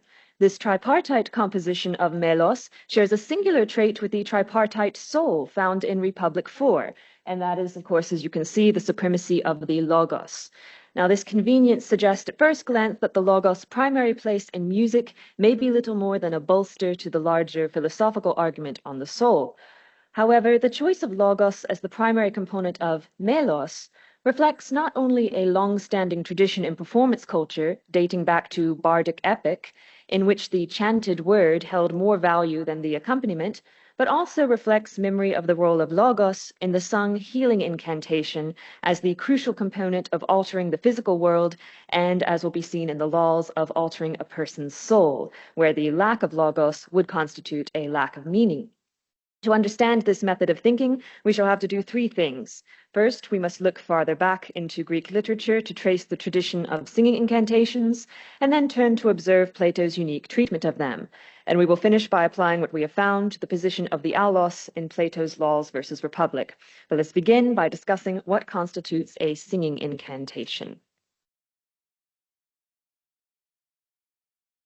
So what we translate as singing incantations is in the Greek ep eido, literally to sing, eido, over, ep. And it first appears in Homer in Book 19 of the Odyssey, and this is text 1 on your handout. To heal Odysseus's wound in the boar hunt, the sons of Tsolakis, quote, checked the black blood with a charm. Now this word charm is the word epoide. In other words, they sang over the wound, or perhaps chanted in the style of song that is attributed to the early bards, aoidoi. And this singing resulted in the blood's coagulation. Now, Warren D. Anderson interprets this passage as a reference back to an earlier shamanistic role which bards possessed. This process is well attested in other literature as well.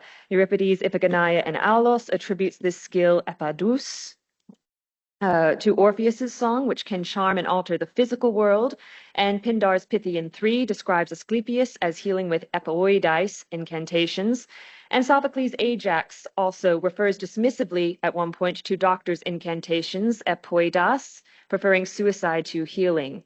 Even the late Augustan-era Thelina papyrus includes a written incantation using the same word that we've just seen, epoide, for relief from a headache. All of these examples are on the text, so you can look at them later on at your own time. However, the tradition of singing or speaking healing incantations continued even up into the modern era. Both Stanford in his commentary on Odyssey 19, as well as Albert Lord, recount modern blood-staunching incantations. Stanford heard, quote, a circumstantial description of the process from a Russian cavalry officer who witnessed an immediate stoppage of blood from a saber wound in this way. And Albert Lord describes the alliterative nature of such an incantation as having repetitive pr sounds, an imitation of the Russian word for blood, krov. There is therefore a distinctly oral/oral component to epoide, which Plato will make use of in his own discourses on music. So far we've seen that epoidē is connected both to bards, aoidoi, the word we use for the early bards is aoidoi, this is ep-aoidē, and it is also connected to healers with their incantations. So appropriately then, Socrates evokes both a bard and a healer when he uses epoidē on his final day as is depicted in the Phaedo. The dialogue opens with Socrates writing poetry and discussing his divine injunction to compose music, which he has hitherto always equated with philosophy. Throughout the dialogue, he equates philosophy to healing, the philosopher's preparation for death as the ultimate healing, and dies asking to offer a cock to Asclepius. Music and healing then bracket the dialogue, therefore it is only natural that the sung healing incantation be the metaphor for the method by which he may calm his friend's fears of death. And these are texts 6 and 7 on the handout. I'm just going to be looking at the end of text 6. And this is where Socrates is charming away the fear of death. And he says that the way each person may do this is by singing every day. You must sing to him every day, said Socrates, until you magic it away. Now, this expression of singing magic, as you see it translated, is referring to the Greek infinitive epaidein, so what we've just been seeing. Plato is very fond of using this singing incantation, as a brief survey of this chart will demonstrate. So from here, you can see that it is clear that the dialogue which makes most use of the singing incantation is Plato's Laws. Now, the work The Laws is actually nomoi in Greek, which is a musical pun referring to the musical nomoi, or songs, as well as to legislation, nomoi, which the Athenian stranger makes explicit in text 8. And you can also see, if you have a quick glance at text 9, I've tried to highlight the passages for you, that the dialogue also plays on the musical notion of preluding, which is proimia. So I've tried to make those in bold so you can see how often it appears in that text. So that is drawn directly from contemporary performance practice, because a kitharodic nomos would begin with a prelude on the lyre, such as an invocation.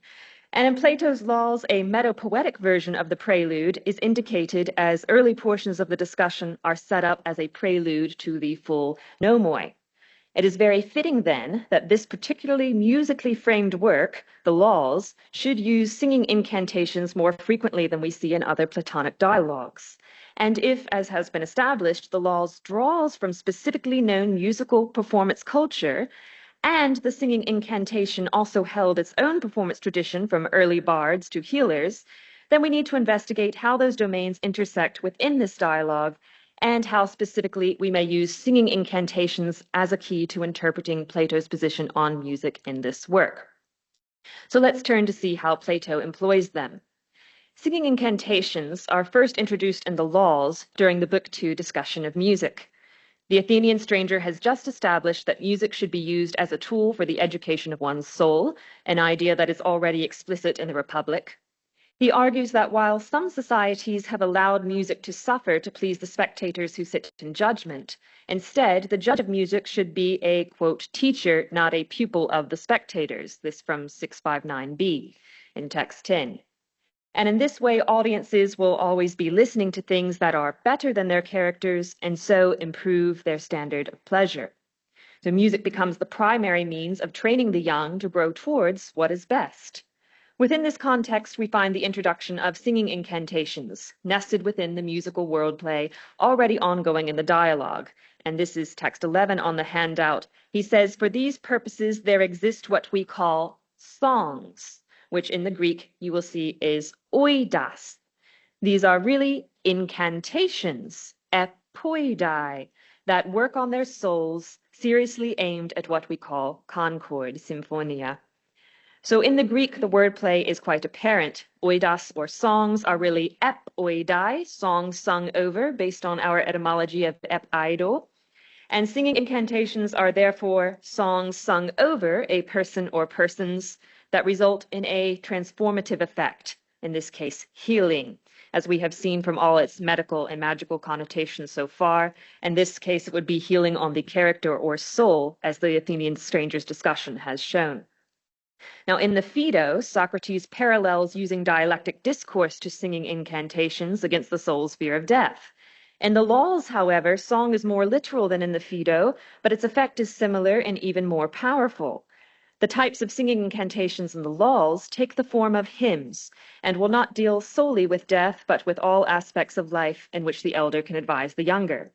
Thus, in keeping with the other examples of epoide that we have seen so far, we may surmise that Platonic incantations in the laws will necessarily prioritize the audible word, the word that is being spoken or sung, in order for the incantations to have an effect on the physical, or in this case, metaphysical realm.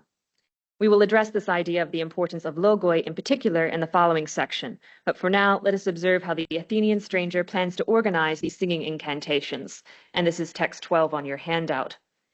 The next subject is one I must speak of myself. I say that all the choruses, of which there are 3, must sing incantations over the souls of children, while they are still young and tender, enunciating all the good things that we have gone through previously or may go through later. The Athenians' model relies upon the elder generations applying the healing/singing incantations to the younger, and he emphasizes the need for each component of the tripartite society to sing these incantations. So the famous divinely led 3 choruses consisted of 3 age groups. 1, the children who are led by the Muses. 2, young people up to age 30 led by Apollo. And 3, the elders who aged 30 to 60 led by Dionysus.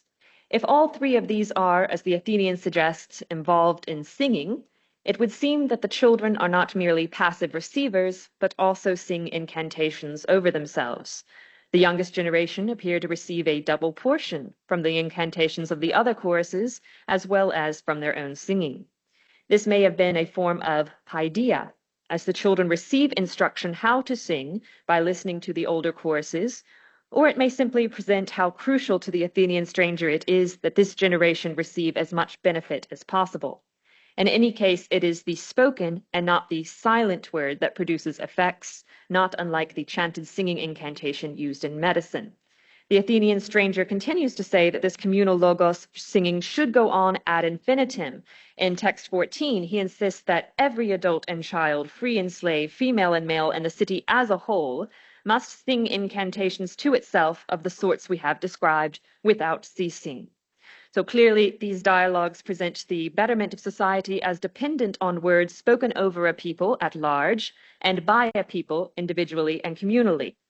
So having established what singing incantations are, how they are used, and how they are connected to orality, let's move on to the meat of the matter and examine how they can help us interpret the music of Plato. So to do this, we first have to determine how music is defined in Plato. The Republic, as we have seen, makes a tripartite division of music, which was in text 15, when he says you may make this first step and say that song, melos, is put together out of 3 things, the logos, the harmonia, and the rhythm, the rhythmos. So the first thing we notice is that song here is not the word oidas we've just been looking at, as we've seen so far in our examples from the laws, but melos, which at first glance conjures notes of melic poetry. However, Plato does not seem to be invoking melic as we know it. The depictions that repeatedly occur throughout the Republic and laws are far closer to hymns. And this is the position that Claude Calam takes in his chapter in Paponi's volume, Performance and Culture in Plato's Laws. And there he states that, quote, the song will assume essentially the form of a hymn to the gods, and the restricted sense that Plato gives to this term in the Republic, in contrast to the broad sense that it has in the Archaic period to designate different forms of melic song. So this hymnic aspect should not surprise us, as the laws creates a musical hierarchy. The gods join in the mortals in dance, but they act as their chorus leaders. The entire community engages in singing incantations, but are divided by age group, with the elder holding a place of influence over the younger. Each chorus also boasts a divine chorus leader, the Muses, Apollo, Dionysus. Therefore, the music of the choruses, in following after their respective deities, would necessarily be hymnic.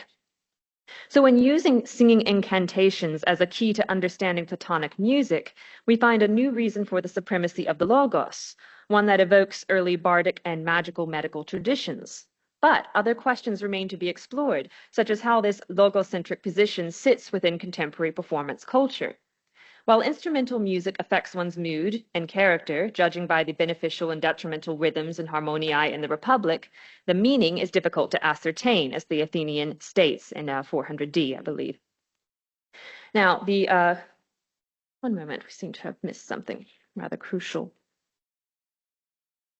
There we are. I apologize. I was about to skip to my summing up section, so I will go back just a little bit. Such excitement did I have that I wanted to skip all the way to the end. So going back to what I was showing you with the three terms, the logos, the harmoniai, and the rhythmos, I was talking about the fact that we have melos and not oidas. So now I want to look at the difference between oidas and melos and how they come under this hymnic umbrella here, which sort of goes back to our keynote speech about not having such strict separation between terms, but how there's more of a synchronization between all of these ideas. So both oidas and melos then are placed under the umbrella of hymns or are interpreted as performing a hymnic function. Now, oidas, rather than melos, provides that very convenient wordplay we were just looking at when the Athenian stranger wishes to define it as singing incantations. Oidas are epoidai. So we can put a little equal sign here. Epoidai, our singing incantations, are to equal oidas. And in the simplest logic, we can create for ourselves a little syllogism here that odes equal hymns. Odes also equal singing incantations, therefore singing incantations are also hymns, this synchronization bringing us back under the same umbrella. And if melos, as we had seen earlier in that quotation by Claude Colomb, equal hymns as well, if we define melos as hymns rather than as the later categorization of melic poetry, then we could say that music, melos, also equals singing incantations when it comes down to its proper use as is depicted in the laws. So this interlaced association helps us make sense of the tripartite division of music in the Republic. This was text 15, where we have the logos at the top, and then the harmoniai, and then the rhythmos. So notice that logoi are placed at the top of the hierarchy, and harmonia and rhythm must follow the words. Now, this choice may now be seen as intersecting with the role of the logos in singing incantations, because the supreme necessity of the spoken or sung word to effect physical or metaphysical change means that logos must remain at the top of the hierarchy. Otherwise, the music has no point and no ameliorating effect on its listeners. For these reasons, rhythm and harmonia must follow the logos and not supersede it. Anything that compromises the crucial component of the singing incantation, the voiced word, compromises its healing effect. So now we can use the singing incantations as a key to understanding Platonic music and find a new reason for this supremacy of the logos.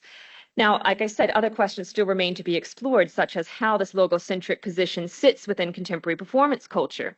While instrumental music affects one's mood and character, judging by the beneficial and detrimental rhythms and harmoniae in the Republic, the meaning is difficult to ascertain, as the Athenian stranger has already stated for us. Now, we were talking about this intersection with the kitharos and the kitharotic nomoi and the overall pun in the laws with nomoi, the music, and nomoi, the laws. Now, the kitharotic nomoi of the 5th century involved increased experimentation in ornamentations, including added strings, the ability to shift from one mode, harmonia, to another, and this confused blending of modes compromises the character of each genre of hymn, and the increased embroidery leaves the meaning of the logos to suffer. So if you continue to look down at text 18, we'll find that you'll see the word psile highlighted for you, and that roughly means bear. The psile, or bear playing of alloy or lyra without the voice, as it is translated by Andrew Barker in his volume. If we are just playing the lyre, if we are just playing the allos and there's no vocal accompaniment here, then that is thaumaturgia. Now, thaumaturgia is a wonder, thauma, but it's a wonder that's not, as it see here, inspired by the Muses. It is mousikē. It's a self-generated wonder, not something that is necessarily inspired or invoking the Muses or having that transcendental level that we were hearing about in the keynote. So bear playing has the capacity to captivate and to affect one's mood, that is instrumental music, but it doesn't have the same capacity to alter one's soul in the same specific healing capacity that logos-filled singing incantations can. So that brings us now to the question of the aulos, because we have already talked about the fact the aulos is banned in the Kallipolis in the Republic, but however we find it present in the laws, it is not banned from the laws. So while in the Kallipolis of the Republic, the Kallipolis focuses on what must be expelled, and it rejects all instruments that can vary from one harmonia to another, the laws, by contrast, focuses on what is feasible to legislate, encourages some variety of genre, provided that the logos be dominant. And both dialogues seem to fall in line with the traditional thinking of the Apollo Marcia Smith. Marsyas's aulos loses to Apollo's lyre because Marsyas cannot sing words while playing. Now, Aristotle's dismissal of alloy in education likewise hinges upon a lack of logos, and I've put that citation in text 20 if you'd like to look at it later on. But the Callipolis ban on the aulos hinged upon its ability to shift between modes, which was a Caliponian taboo, and that it was polychordatos.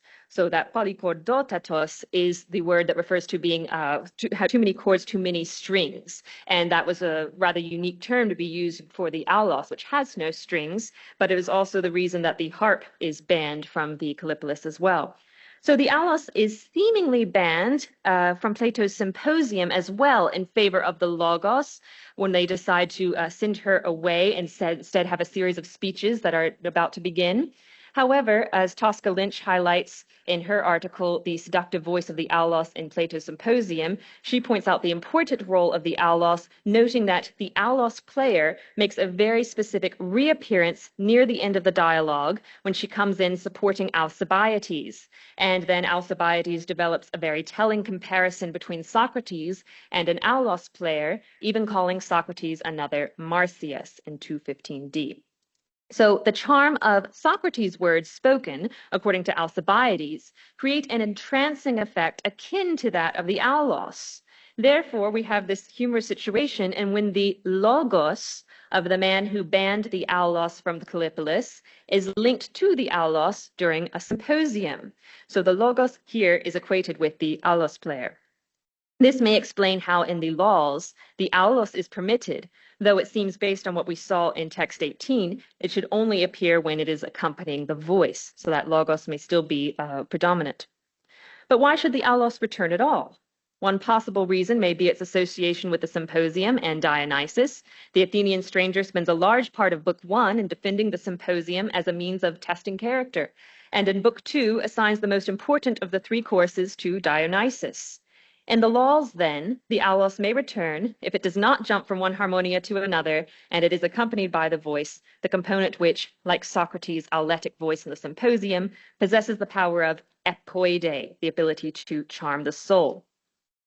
So in conclusion, by following the Athenian stranger's definition of oidos as epoide, we resituate Plato's preoccupation with logocentric music in a realm of the bardic, the early bardic shamanistic, and the magical medical.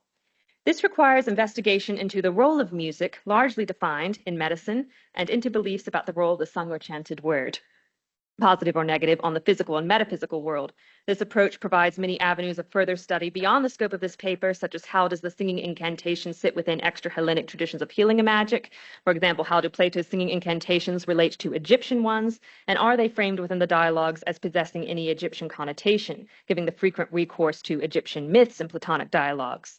The singing incantation as used in the laws also conjures questions of how laws, nomoi, were preserved in memory in oral cultures, such as in Caesar's famous account of the Druids committing no law to writing, lest they become slack in memory, that in his commentary 614.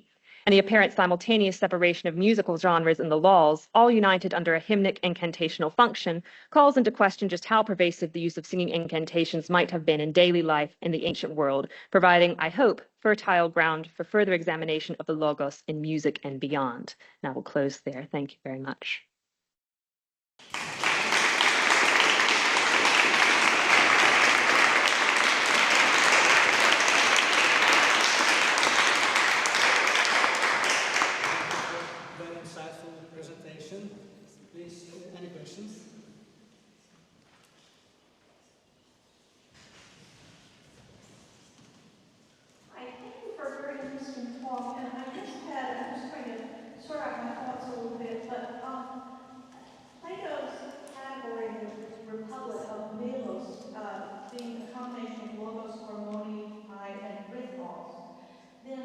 Assumes that melos, since in the rest of your talk, makes it clear that he sort of assumes, at least in the Republic, that melos will include a music and voice, and logos will provide the voice.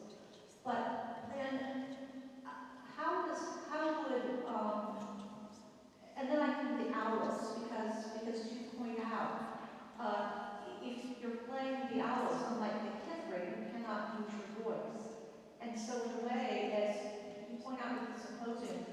allos, in a sense, has to become its own voice, as Alcibiades claims Socrates has done. I don't know, Andrea, if you could just elaborate on whatever you can understand it was. No, I think that was a very clear summation, so I appreciate that. There's a nice little compilation at the end. So mousikē, very broadly defined, would include anything that we might not consider music, for instance, the chanting of the voice of a bard, in the same way that dance in the ancient world doesn't just comprise what we think of as specific rhythmic motion and choreographed steps, it could even be something like a parade. And this is true even in modern Greece, that if you are marching a procession, that is the same thing as dance.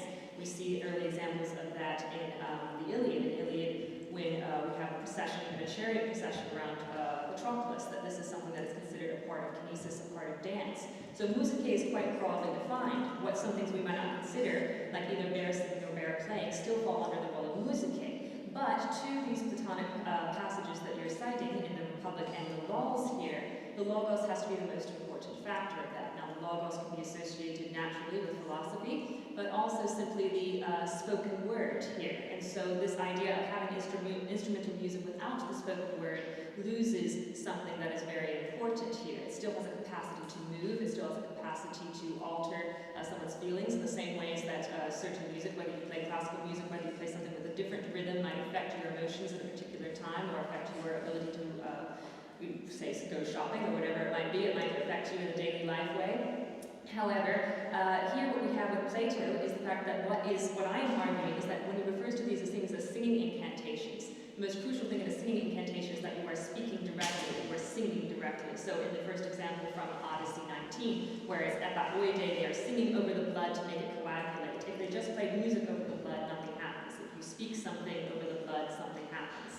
So that is the connection that I'm using here to explain perhaps a new way of justifying this logocentric view here, in addition to what we understand about the traditional Hebrew performance culture. So the allos is a very important role, yes, and it reappears in the laws and it is equated to Socrates' voice in the Symposium, but in the laws they want to have singing going along with the allos. The allos is still wonderful, but we want to make sure that we are having this for the singing incantation purpose, and this is Magnesia society. We want to be able to have something spoken, a meaning understood, that will hopefully affect and encourage and educate and make people grow towards this higher divine. So that's the element of the logos there, as I understand it in these works.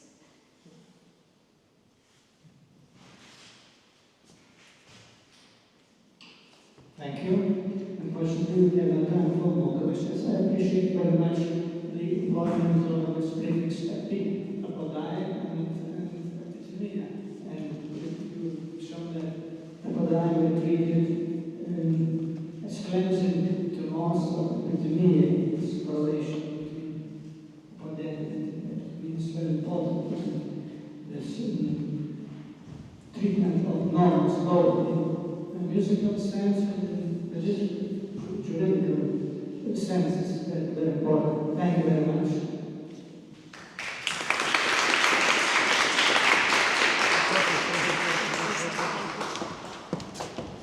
Impious, Melodies, Philodemus, and Distractions, is the small of music.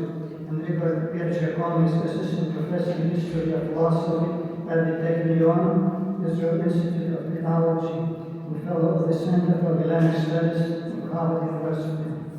He was the recipient of the International grant for his reception of Gracchus and Roman Epicureanism from the Middle Ages to the 18th century. 2019-2020, research and residence of the Borjasco Foundation of Genova, and 2021, fellow at Villa Harvard University Center for Italian Renaissance Studies, 2021-2022, and postdoctoral fellow in the research group Religion and Reciprocal Formations at the Max Weber College of Erfurt, 2022. He specializes in ancient and modern philosophy and its intersections of science, theology, and ethics. He published 3 books: Storia dell'antica teologia atomista in Rome 2017, Amicus Lucretius, Castelli, Il Natura Hedonismo Cristiano in Rome in 2022, and Il in the Epicura discipline and Yacht 2024. So Enrico, the floor is yours. Please present your vision. Thank you so much.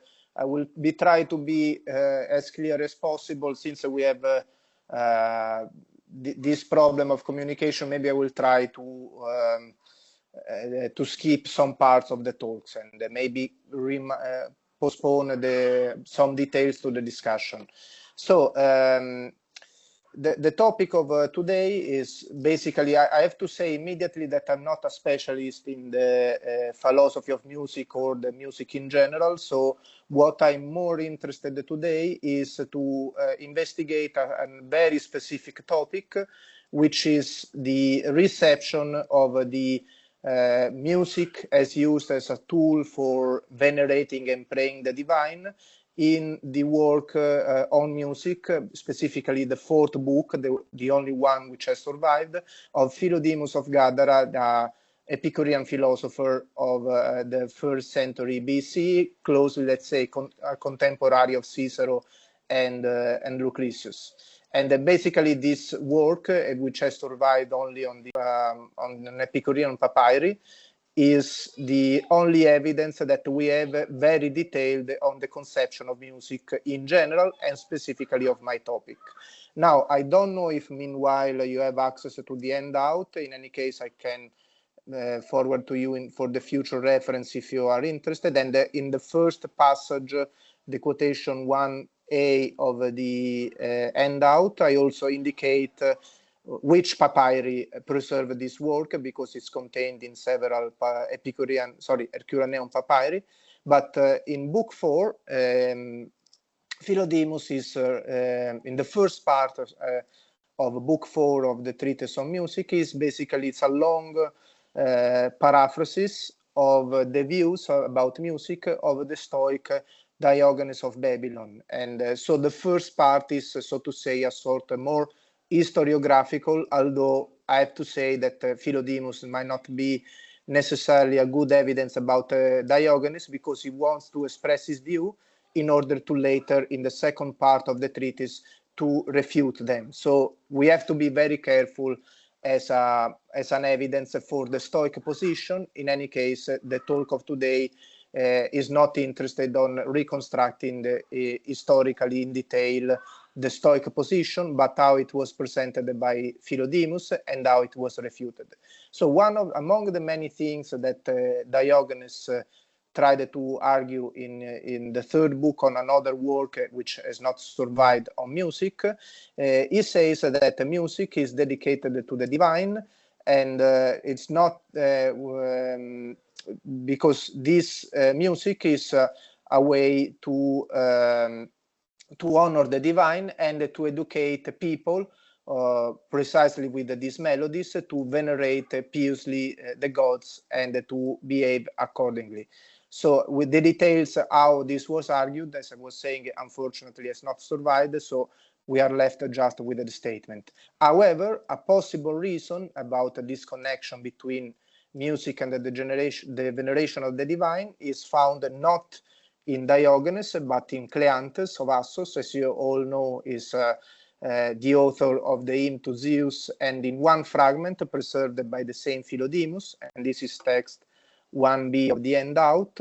Philodemus attributes to Cleanthes the view that why music and poetry are better than philosophy, for Cleanthes at least, to make known the divine and to venerate it, because, and here I quote part of the quotation, in its nudity of terms appropriated to the divine grandeur, it is the epic and lyrical verses as well the rhythms which best approach the truth of the contemplation of divine things. So in a way, Cleanthes is saying that music, being, so to say, a form of a communication without media, or in any case a way that allows us to directly engage with the divine, is much better than philosophy, which is made of speeches and words and so on, to communicate and contemplate the divine, because there is not the language medium that could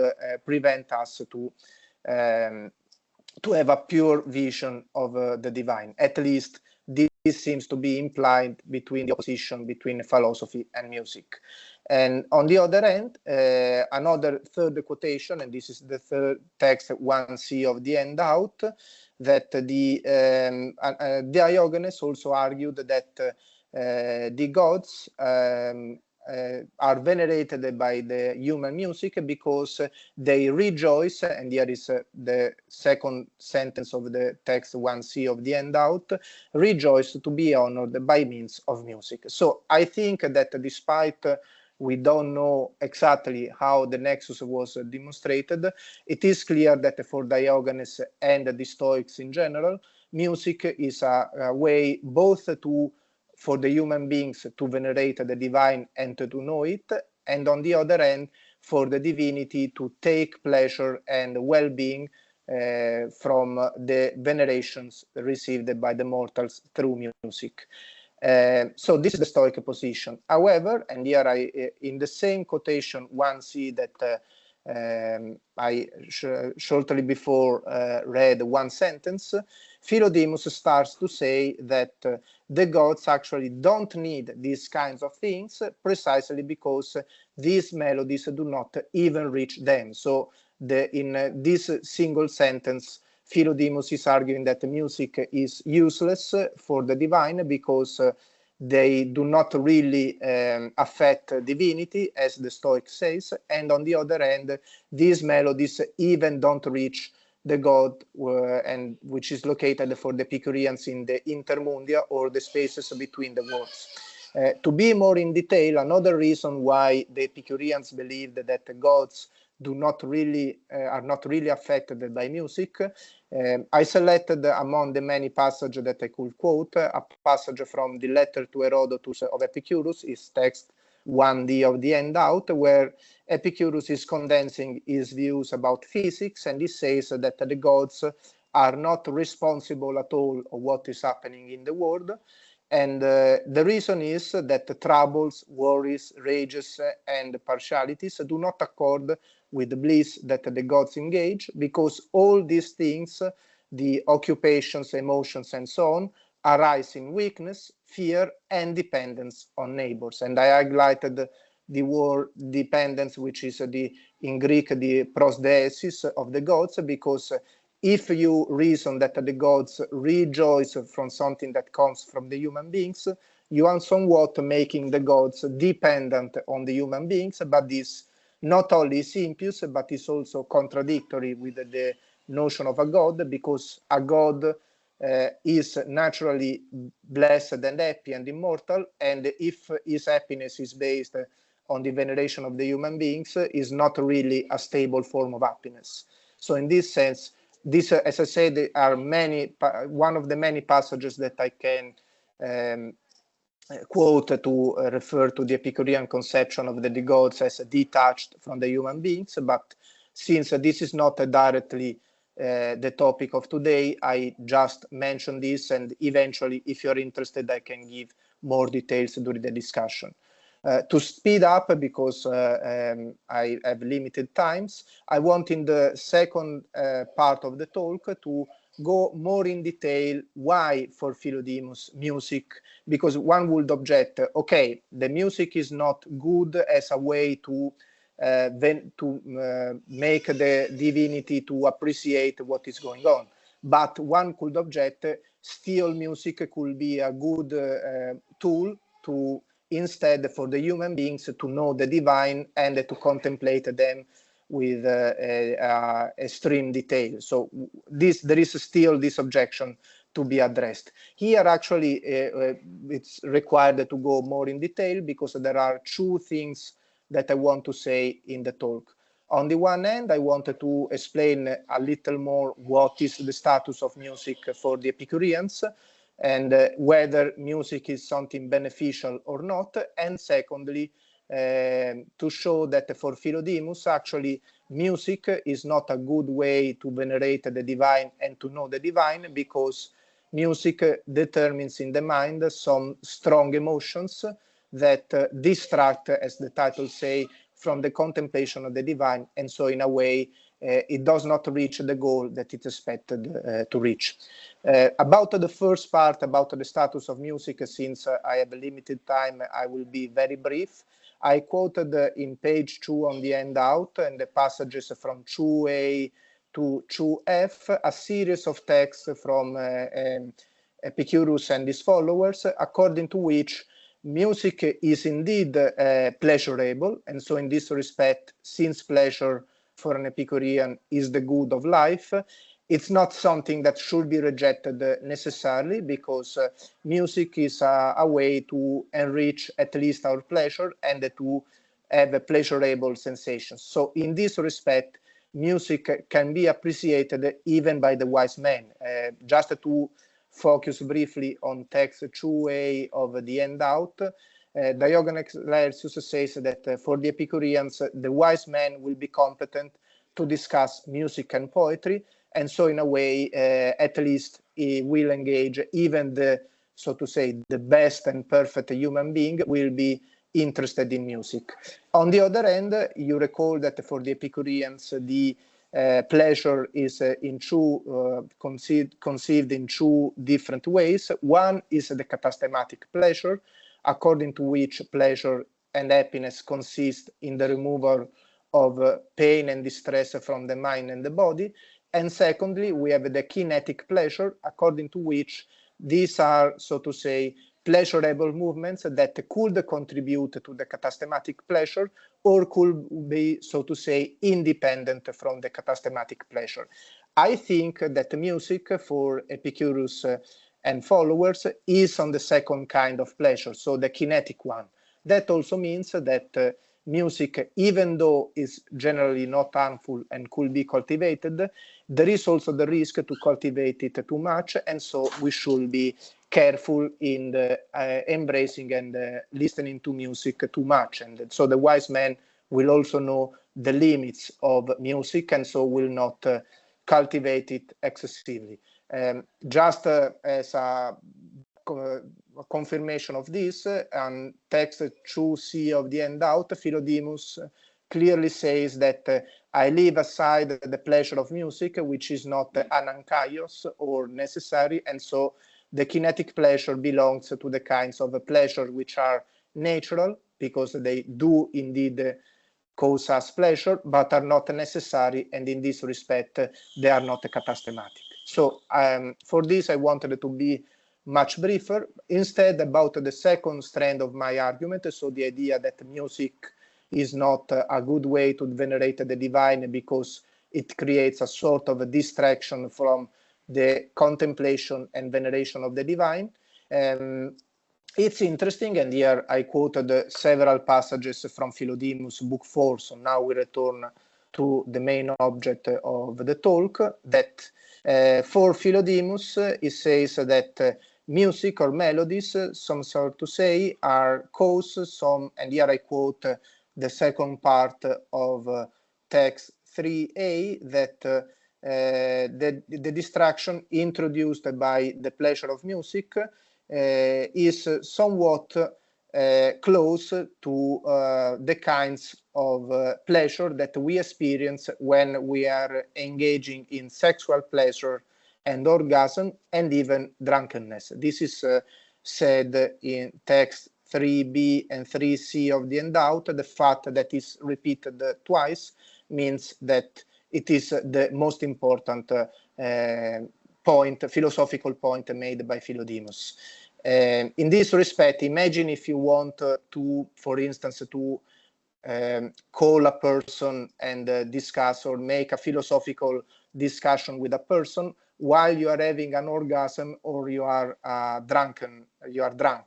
Of course, your mind is prevented to reason correctly, and so the philosophical investigation becomes impossible from the very beginning, because these emotions distract us from the philosophical reasoning and discussion. Similarly, the music behaves in this sense. So the fact that we could use music to venerate the divine is just like pretending to venerate the divine while we are having an orgasm or we are drunk. It's obvious that in this respect, our mind is not concentrated enough and is not fulfilling the goal of venerating the divine in the first sense. Just also to mention what kind of veneration is supposed by the Epicureans, because just to also introduce another important aspect in the Epicurean theology, although I said at the beginning that the gods are not interested in humankind and are not the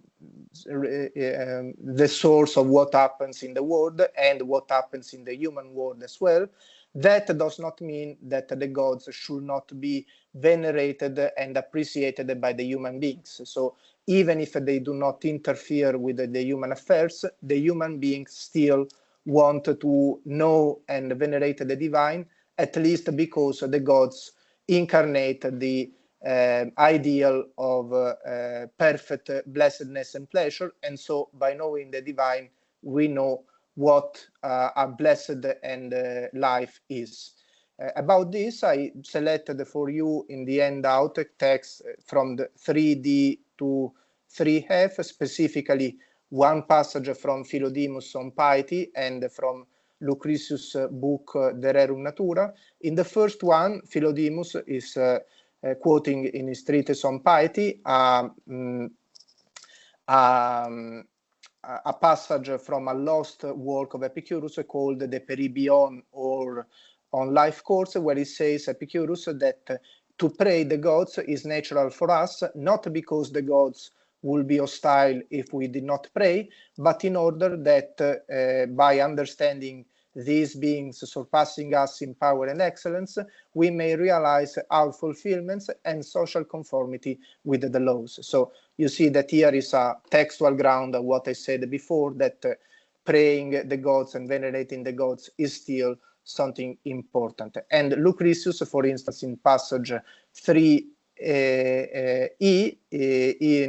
when he's summarizing what is the correct attitude of piety toward the gods, he says that piety does not consist in veiling one's head and turning with ostentation frequency to a stone, but, I skip to the last sentence, in possessing the ability to contemplate all things with a tranquil mind. So you see with sed mage pacata posse omnia mente tueri. And so you see that the stressing that the mind should be in a state of tranquility and mind also explains why music should not be used to venerate the divine, because this does not make the mind in tranquility, but actually excites it so much that the calm contemplation of the divine is harmed from the very beginning.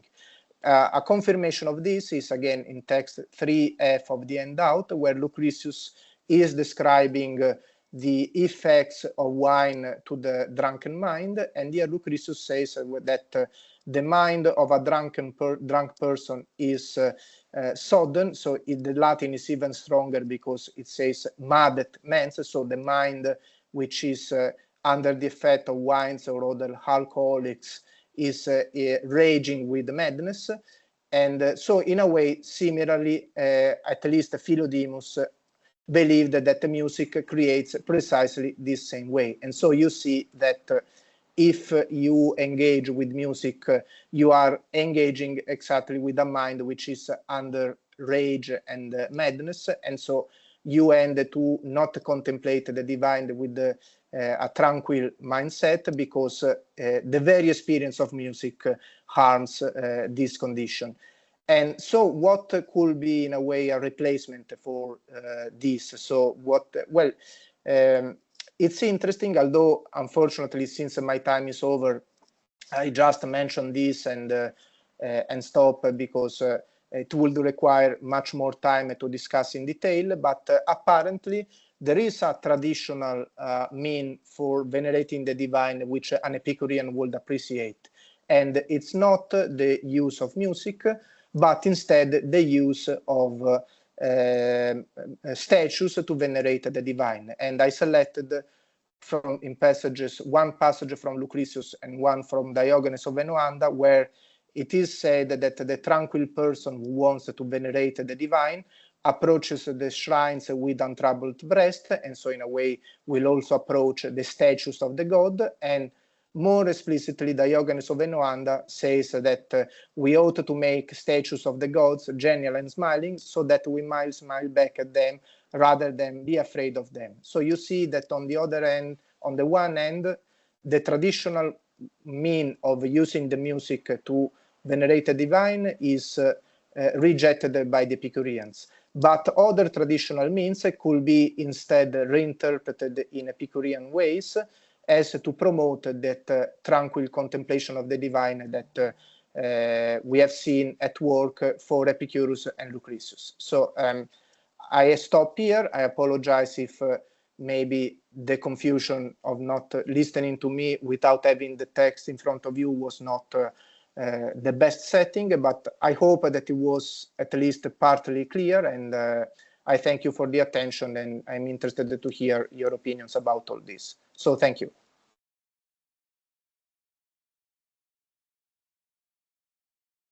Thank you. Any questions? I'd like to ask one question, Enrico. The Epicureans viewed not only music, but also mathematics with disdain. So what can you say about the relation viewing by Philodemus of mathematics? It's an interesting question, especially because there is a long also Pythagorean tradition where the association between the power of music to venerate the divine and the mathematical proportion is clearly established. So it's a relevant question. I think that, okay, on the one hand, we should be careful on saying that the Epicureans rejected the mathematics entirely. We have evidence that the Epicureans practiced in part geometry to, for instance, to describe some physical important tinets in the Epicurean universe. Just to make one example, this verve or the clinamen of Lucretius might also be influenced by the studying of the minima of the atoms, which, so to say, is the most close Epicurean philosophical tenet close to geometry.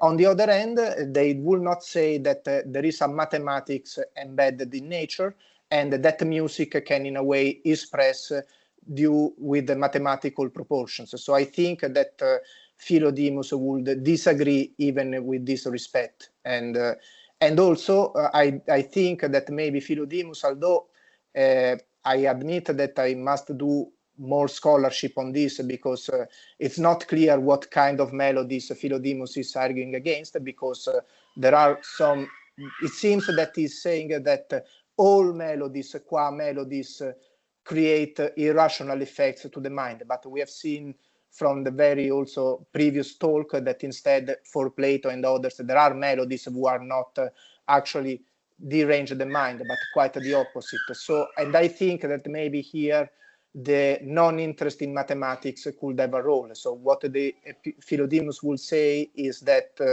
there is not really this mathematical proportion in melodies, and maybe even this mathematics does not reflect the stature, the nature of the world and even the divine activity.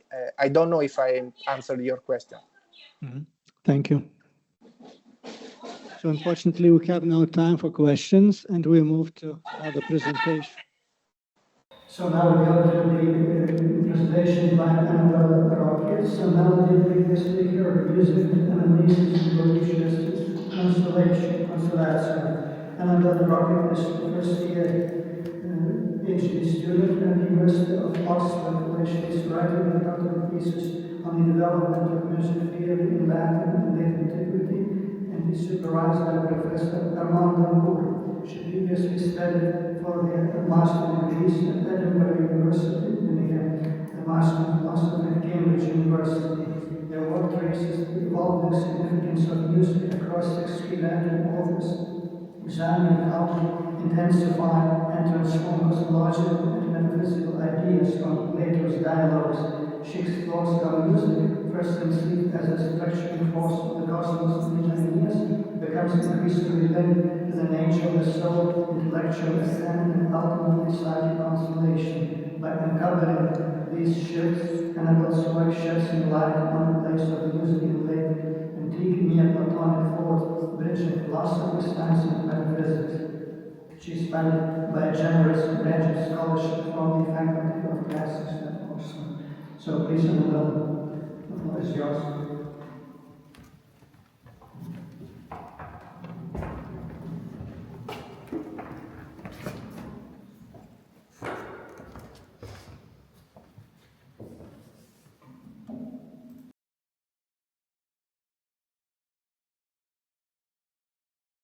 Okay, good afternoon, everyone. As you've already heard, I'm Belle Rocket, a first-year PhD student at the University of Oxford.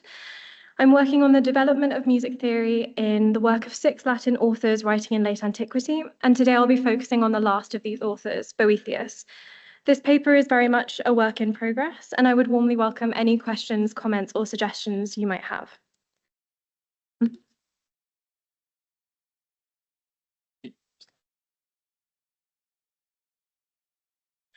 How does it happen that the mind itself, solely by means of memory, picks out some melody previously heard? So writes Boethius in his De Institutione Musica, or from here, De Musica, a treatise on ancient music theory that would exert unparalleled influence on the Western classical tradition. The text is, in one sense, almost entirely unoriginal, being a compilation and Latin translation of earlier Greek sources. It was designed to be read alongside Boethius's De Arithmetica, the two together representing half of the mathematical disciplines of the quadrivium. The quadrivium, so named by Boethius himself, bound together arithmetic, music, geometry, and astronomy in the shared pursuit of truth through number. As an educational model, the quadrivium sought not the discovery of new truths, but the recovery of eternal ones. It aligned itself with Plato's doctrine of anamnesis, or recollection. The soul, through rigorous study, remembers the mathematical structures it once knew before embodiment. In this frame, music is not entertainment, but a means of reorienting the soul to cosmic order. Likely composed when Boethius was in his early 20s, the De Musica is a relentlessly technical text, almost unreadable at times, especially to a DPhil student hunting for the whisperings of the music of the spheres. In its opening passages, Boethius classifies music into 3 kinds: musica mundana, the harmony of the cosmos; musica humana, the harmony of body and soul; and musica instrumentalis, the audible music of instruments and voices. He speaks of music's power to shape ethical behavior purely through harmonic structure, and yet, though he tantalizes us with musica mundana and humana, the treatise plunges swiftly into number theory. Boethius promises twice to return to these higher forms of music, but they do not appear again, or so it would seem. At the turn of the 6th century, Anicius Manlius Severinus Boethius, then a young Roman patrician, began to record the details of his exceptional Greek education in Latin. No Latin philosopher after Boethius would enjoy such direct access to the Greek schools. As the so-called father of scholasticism, Boethius stood at a turning point in intellectual history. His vision was to translate the complete works of Plato and Aristotle, but this project was cut short by political disaster. Accused of treason under Theodoric the Ostrogoth, Boethius was imprisoned and later executed. During his imprisonment, he composed the Consolatio Philosophiae, a text of extraordinary literary and philosophical ambition. It unfolds as a dialogue between Boethius, the prisoner, and personified Lady Philosophy. This work is chant fable, song and story, which alternates with prose, ratio, and verse, carmina, in a structure that mimics the soul's ideal movement from emotion to reason. The structure is not incidental. It enacts the process of anamnesis, of recovering internal harmony through philosophical recollection. And in the Carmina especially, we find striking returns to the themes of musica humana and musica mundana. Music here is not merely a mathematical abstraction, it is a metaphysical force, a power that stirs, reforms, and recalls the soul to its proper order. In this paper, I argue that the Consolatio does not abandon Boethius's musical thought, but deepens it. No longer confined to didactic treatise, Boethius uses the poetic, philosophical form to dramatize the soul's return to harmony. Music becomes not simply a subject of theory, but the instrument of transformation. In doing so, the Consolatio shapes a medieval tradition of musical metaphysics and philosophical consolation, echoing through the works of Alain of Lille, Dante, Marchot, and Chaucer.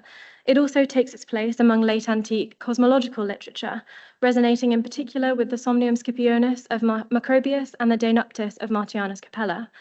But what does it mean to remember music? And more pressingly, what does it mean for Boethius to be recalled by music?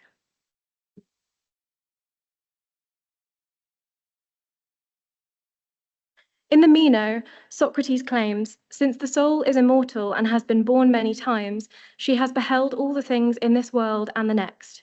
There is nothing to prevent her recollecting if her search is untiring and courageous. Learning, then, Plato writes, is not the acquisition of new knowledge, but the recollection of truths once known and now forgotten. This is the essence of anamnesis. Though cast in quasi-mythical terms, many commentators have noted its philosophical weight and its persistence. Plato never abandons it. In the Phaedrus, recollection stirred by beauty awakens the soul's longing for the super-celestial place from which it fell. In the Phaedo, it forms the foundation of the soul's immortality. This idea that truth and harmony are recoverable through ordered inquiry resonates with Plato's philosophy of music. In the Republic, he claims that mousikē is the most sovereign form of education, for rhythm and harmony shape the soul directly. Only certain harmoniae, the Dorian and Phrygian, are permitted in the ideal city as they cultivate virtue. Others are banned for being soft or chaotic. Music, though seemingly innocent, is politically and ethically potent. It bypasses reason and moves the soul swiftly and deeply, hence its danger and its value. These claims rest on a deeper conviction that an isomorphic relationship exists between music and the soul, such that external harmonious sound can be used to engender psychic harmony. In the Timaeus, Plato explains that the world soul was formed through harmonic ratios, and that the human soul, composed of the same, albeit diluted soul stuff, falls into disharmony through embodiment. But there are remedies. One is the contemplation of cosmic order, and the other is music. Harmonized sound, Timaeus claims, can restore the soul's circular motions, tuning it, turning it to match its divine origin. Boethius inherits this vision. In the Consolatio, the prisoner is like the irrational soul in the Timaeus, disoriented, fragmented, mirroring Plato's hanging man. But through lady philosophy and through music, he can come to remember. For if the soul carries in it the memory of truth, then it also bears within it the memory of harmony, this music of the spheres, and the deep desire to return.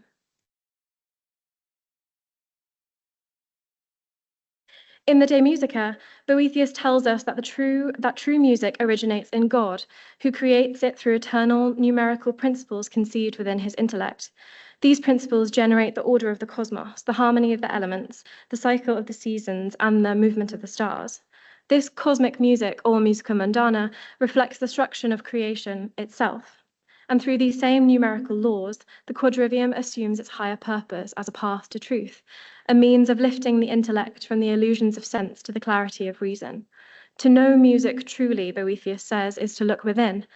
Like Plato's doctrine of recollection, this inward orientation suggests that knowledge lies buried in the soul, a memory of the divine order we once beheld. For Boethius, as for Plato, true music is not learned, but remembered. Boethius defines music as quantity related to quantity, that is, the mathematical ratios that underlie harmony. But he also calls it a force that reconciles opposites, echoing the Timaeus, where harmony emerges from the fusion of contraries, the same and the other. Thus, musicianship ought to be intellectual, not performative. The true musicus is not the performer or the poet, but one who grasps music through reason. As Boethius says, the musicus rules through understanding, not manual skill. Boethius's tripartite classification of music frames this philosophy. First is musica mundana, the harmony of the cosmos. It manifests in three forms: the inaudible but perfect music of the spheres, the elemental harmony that unites fire, water, air, and earth, and the cyclical balance of the seasons, each one tempering and completing the last. These patterns don't instruct Boethius, they remind him. Cosmology becomes mnemonic. The soul, perceiving order in nature, remembers its own origin in cosmic harmony. Second is musica humana, the music within the human being. It too has three forms: the harmonious cooptatio or temperatio between the soul and body, the eternal order of the soul's rational and irrational parts, and the balance of the body's physical elements. These, while partly physical and mathematical, carry deep ethical weight. Boethius's tripartite model mirrors the Timaeus, where the soul falls into disorder through embodiment and must restore its lost harmony, clearly a moral as well as a metaphysical task. Here, Boethius also draws from Aristotle. His division of the soul into ratio, cupiditas, and iracundia reflects Aristotle's ethical psychology. Reason must govern desire and spirit. In this view, music becomes ethical, a means of aligning the soul's parts in the right proportion. Virtue, then, is a kind of tuning. In this light, external music, musica instrumentalis, matters less for its form than for its moral power. The best music restores internal balance because it reflects cosmic order. Indeed, instruments are equipped to reflect musica mundana. Boethius tells us that Mercury's lyre had 4 strings to mirror the elements. Terpander later added 3 more to correspond to the planets. Boethius writes that musica instrumentalis should be simple, modest, and restrained, qualities that heal both soul and body, rather than effeminate and vicious. When rightly ordered, music brings the soul back into tune, not through performance, but through memory. Because the soul is musical, it can remember harmony, and because memory is musical, recollection is the beginning of restoration. Imprisoned and without books, Boethius drew on his past learning when he came to write the Consolatio, turning to the liberal arts most essential to philosophy, logic, and music. These disciplines silently govern the structure of his inquiry. Though syllogistic patterns and musical classifications remain largely implicit, they resonate beneath the surface. We are meant, I believe, not only to perceive them, but to hear them in his final words. Formally, the Consolatio is a synthesis of literary modes. In a blend of drama and poetry, song and rhetoric, it unfolds like a fugue, where shifting styles interweave in counterpoint. Musica instrumentalis permeates the text through its many metrical passages, fulfilling the very function Boethius assigns to music in De Musica, the cultivation of wisdom and virtue. The musical character of the Consolatio is signaled from its very first word, carmina. Derived from carno, to sing, it introduces a scene full of sound. But this is not harmonious music, it is a scene of cacophony, an aesthetic and metaphysical crisis. Boethius's opening lament, the only metrum before philosophy's arrival, mourns his lost carmina, now reduced to elegy. He is no willing composer here. His verses are grief-stricken and coerced by the carminae, shadowy muses who encircle his bed. The language here is musically and emotionally destabilized. The harsh alliteration of carmina qui quondam and the jarring downbeat of flebilis fracture the rhythm, unsettling the regular hexameter. Combined with other irregularities, 1M1 mirrors the prisoner's disorientation. As Blackwell writes, Boethius's poetic frame is his prison. His bars are the unbreakable bars of the modus. Here, Boethius does not simply grieve, he suffers the very affliction described in Plato's Timaeus, a soul diseased by discordant melody. Philosophy's entrance is an act of rupture, both aesthetic and ethical. She silences the weeping Boethius and rebukes the carminae as Senecas meretriculas, theatrical prostitutes, who nourish the soul with sweet poisons. Her rebuke recalls De Musica, where theatrical music is condemned for its corrupting excess. The prisoner's condition, tear-stained, enchanted by false muses, unable to recognize his former guide, parallels Plato's Republic 4:11b. Where immoral music liquefies the soul's sinews, leaving it spellbound and weak. The carminae also resemble Homer's sirens, seductive voices that destroy. Is this the effeminate and vicious music we are warned about in De Musica? Here, Boethius is disordered and has forgotten who he is. Their enchantment is precisely what music must heal. Philosophy's rebuke initiates the core drama of the Consolatio, the soul's reorientation through memory. Philosophy quickly establishes that her healing tools are musical. She tells us that her verses are the work of musica, a servant of her household who sings now lighter, now graver measures, accompanied by the strings. Musica is not a separate character, but an extension of philosophy herself. As a true musicus, in the De Musica sense, she uses reason to restore harmony. But she does not teach Boethius anything new. Her task is Platonic, to prompt the soul to remember what it already knows. Her work is recollective, a tuning, not an instruction. In this, Boethius stages not dry theory, but a drama of recollection. Each metrum, each turn of the argument becomes an episode in the soul's return to itself. The songs of philosophy and the chaos of Carminae are not just contrasting poetic styles, they embody different kinds of musica instrumentalis, one diseased, the other curative. The first of philosophy's songs, 1M2, introduces musica mundana, world music, through imagery, not terminology. She mourns Boethius's lost gaze, once raised joyfully to the stars, now cast earthward. This celestial orientation, now forgotten, becomes a metaphor for intellectual fall. The song implies that order exists in the stars, in the cosmos, even if Boethius has lost the capacity to perceive it. When the prisoner then protests that divine governance fails to include men and fortune, he speaks from within disorder. But here Boethius is clever. The very rhythm of the prisoner's protest is still structured, composed in hexameter. There is irony here. Even in despair, the Boethian soul retains an instinct for order. This musical undercurrent suggests that recollection is possible. The disorder he sees is not absolute. The order of the cosmos endures. Philosophy's immediate response to this, which I am not expecting you to read in full, but have included here so you can see the movement of the themes of her poetry. So here, philosophy develops a model of memory through natural cycles. First, she invokes heaven and then the seasons, not as decoration, but as a metaphor for healing. Time, like nature, she sings, moves in measured rhythms. One book later, in 2M8, she expands this to a fully cosmic vision. Concordes vices of the seasons, foedus perpetuum of the elements, and the fixed circuits of the stars.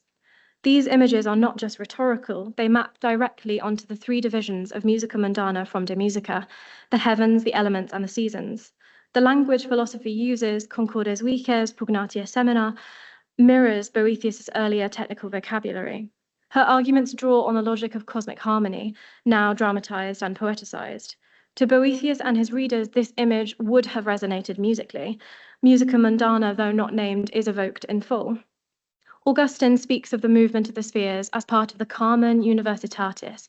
Chalcidius calls planetary orbits mousikē intuali, forming a caelestis chorea of mousikē modi. Macrobius and Martianus too affirm celestial harmony as musical. Within this shared tradition, the heavens do not merely move, they sing. Philosophy's use of these images is not only descriptive, but ethical. They model the order the soul must imitate. In the rhythms of nature, philosophy offers a mirror for moral and metaphysical return, a musical pedagogy grounded in cosmology. Book 3 reaches its musical and metaphysical climax in Metrum 9, often called the Timaean hymn. In this hymn, philosophy moves from argument to vision. The soul must learn to see again, to remember the divine pattern that underlies the cosmos. She invokes the image of the cosmic craftsman, the conditor mundi, who set all things in measure and number. This moment serves as a turning point from fortune's false goods to the true good, and the soul's return mirrors the Phaedrus myth. Having forgotten its place through embodiment, it must now remember. The lines of the hymn shown here mirror Boethius's earlier formation of musica mundana as the consonant motion of dissimilar bodies. What is striking is the purpose of this cosmic music, not spectacle, but memory. Then Boethius writes these lines. Here he blends Neoplatonic and musical metaphysics. Men's mind is both divine reason and the soul's origin, the nous holding the cosmos' harmonic structure. This is not just praise, but a ritual of recollection, where the soul, attuned to the heavens, recalls what it once knew. Music here is the metaphysical means of recovery, not mere allegory. Philosophy goes on to emphasize that cosmic order is not only real, but just. Divine providence is music with moral purpose. Every part moves according to the good. Boethius fuses music, ethics, and memory. Suffering only seems chaotic because the soul has forgotten the full score. The discord arises from partial hearing, a soul out of tune with the whole. The Consolatio's radical claim is that suffering and order coexist. The dissonance is not in the world, but in the soul's perception, requiring correction to inner hearing. In the final books, Boethius turns inward with new ears, reflecting cosmic harmony within himself. This here is musica humana, the harmony between body and soul, especially reason and desire. Though inaudible, it is real. Philosophy helps restore Boethius's disordered emotions, guiding him to regain the eternal concordia discourse of human harmony. The soul's healing is a remembering. The soul was always music, and the philosophical task is to hear and live out in tune with these lost harmonies. This is musica mundana as metaphysical memory. Book 5, the final book, is striking for what it lacks. No more metra, no more emotional outbursts, no further appeals to fortune. The music has gone silent, but not because it has ceased, rather it has been internalized. This is the final stage in the soul's recollection, not singing about music, but becoming it. The central challenge of Book 5 is reconciling divine providence with human freedom. If the universe is perfectly ordered, how can freedom exist? Philosophy's Neoplatonic answer is that from God's eternal perspective, all time is present simultaneously. Providence doesn't cause actions, but comprehends them within eternal harmony. Crucially, this argument is framed musically, ascending through the levels of perception, from sense to reason to divine intellect, each a greater attunement. This ascent parallels De Musica's progression from musica instrumentalis to humana and finally musica mundana. Freedom is not found in escaping order, but in aligning with it, remembering the soul's nature as rational, divine, and harmonious. Thus, freedom is not randomness, but harmony within the whole. At the end of Book 5, Boethius says nothing. Philosophy has the final word, closing not with a flourish, but with a quiet resolve. It is a strikingly unemotional ending, but that, I suggest, is the point. Boethius, once weeping and singing out of tune, is now silent because he has been tuned. The music of the Consolatio has not ended, it has been internalized. There is a kind of negative music here, a musica inauditia, silent just as cosmic music, that most ideal kind of harmony, is silent. Boethius's recovery is not theatrical but profound, a quiet return to the harmony he once knew. His journey through De Musica becomes an ethical and spiritual transformation. Boethius stands at the crossroads of Platonic and Aristotelian traditions, drawing from Plato the metaphysics of the soul and memory of divine order, and from Aristotle the ethical psychology that maps musical harmony onto virtue. In the Consolatio, music is not just cosmic or personal harmony, it is the mechanism restoring memory and moral character. For Boethius, music is more than structure, it is the medium through which the soul remembers. Music awakens divine memory. I have argued that in the De Institutione Musica, we are provided with the metaphysical framework, while the Consolatio enacts the healing ritual of return. Music here is not merely therapeutic, but anamnetic. Through proportion, rhythm, and cosmic analogy, Boethius stages a metaphysical recollection, reharmonizing the soul by awakening its true nature. He does not merely use musical ideas, he transmits an entire philosophy of memory through music. I will leave you with one last thought, the product of a conversation with a friend in Oxford last week. When Dante writes of Boethius in Paradise, he calls him one who revealed the falsity of the world to those who had ears to listen. In these lines, Dante pairs ode, to listen, with lode, praise, and gode, rejoice, weaving a luminous harmony through rhyme, a device given special prominence throughout the Commedia. This rhyme echoes both the lauda, a musical form of praise, and the ode, an ancient poetic form intrinsically linked to music.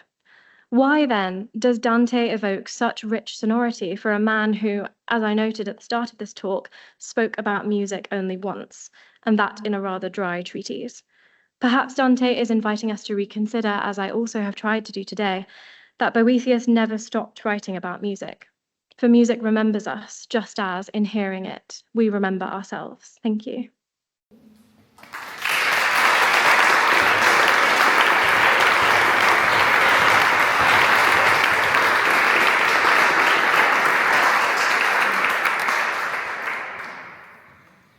Thank you for the insightful presentation. Any questions, folks?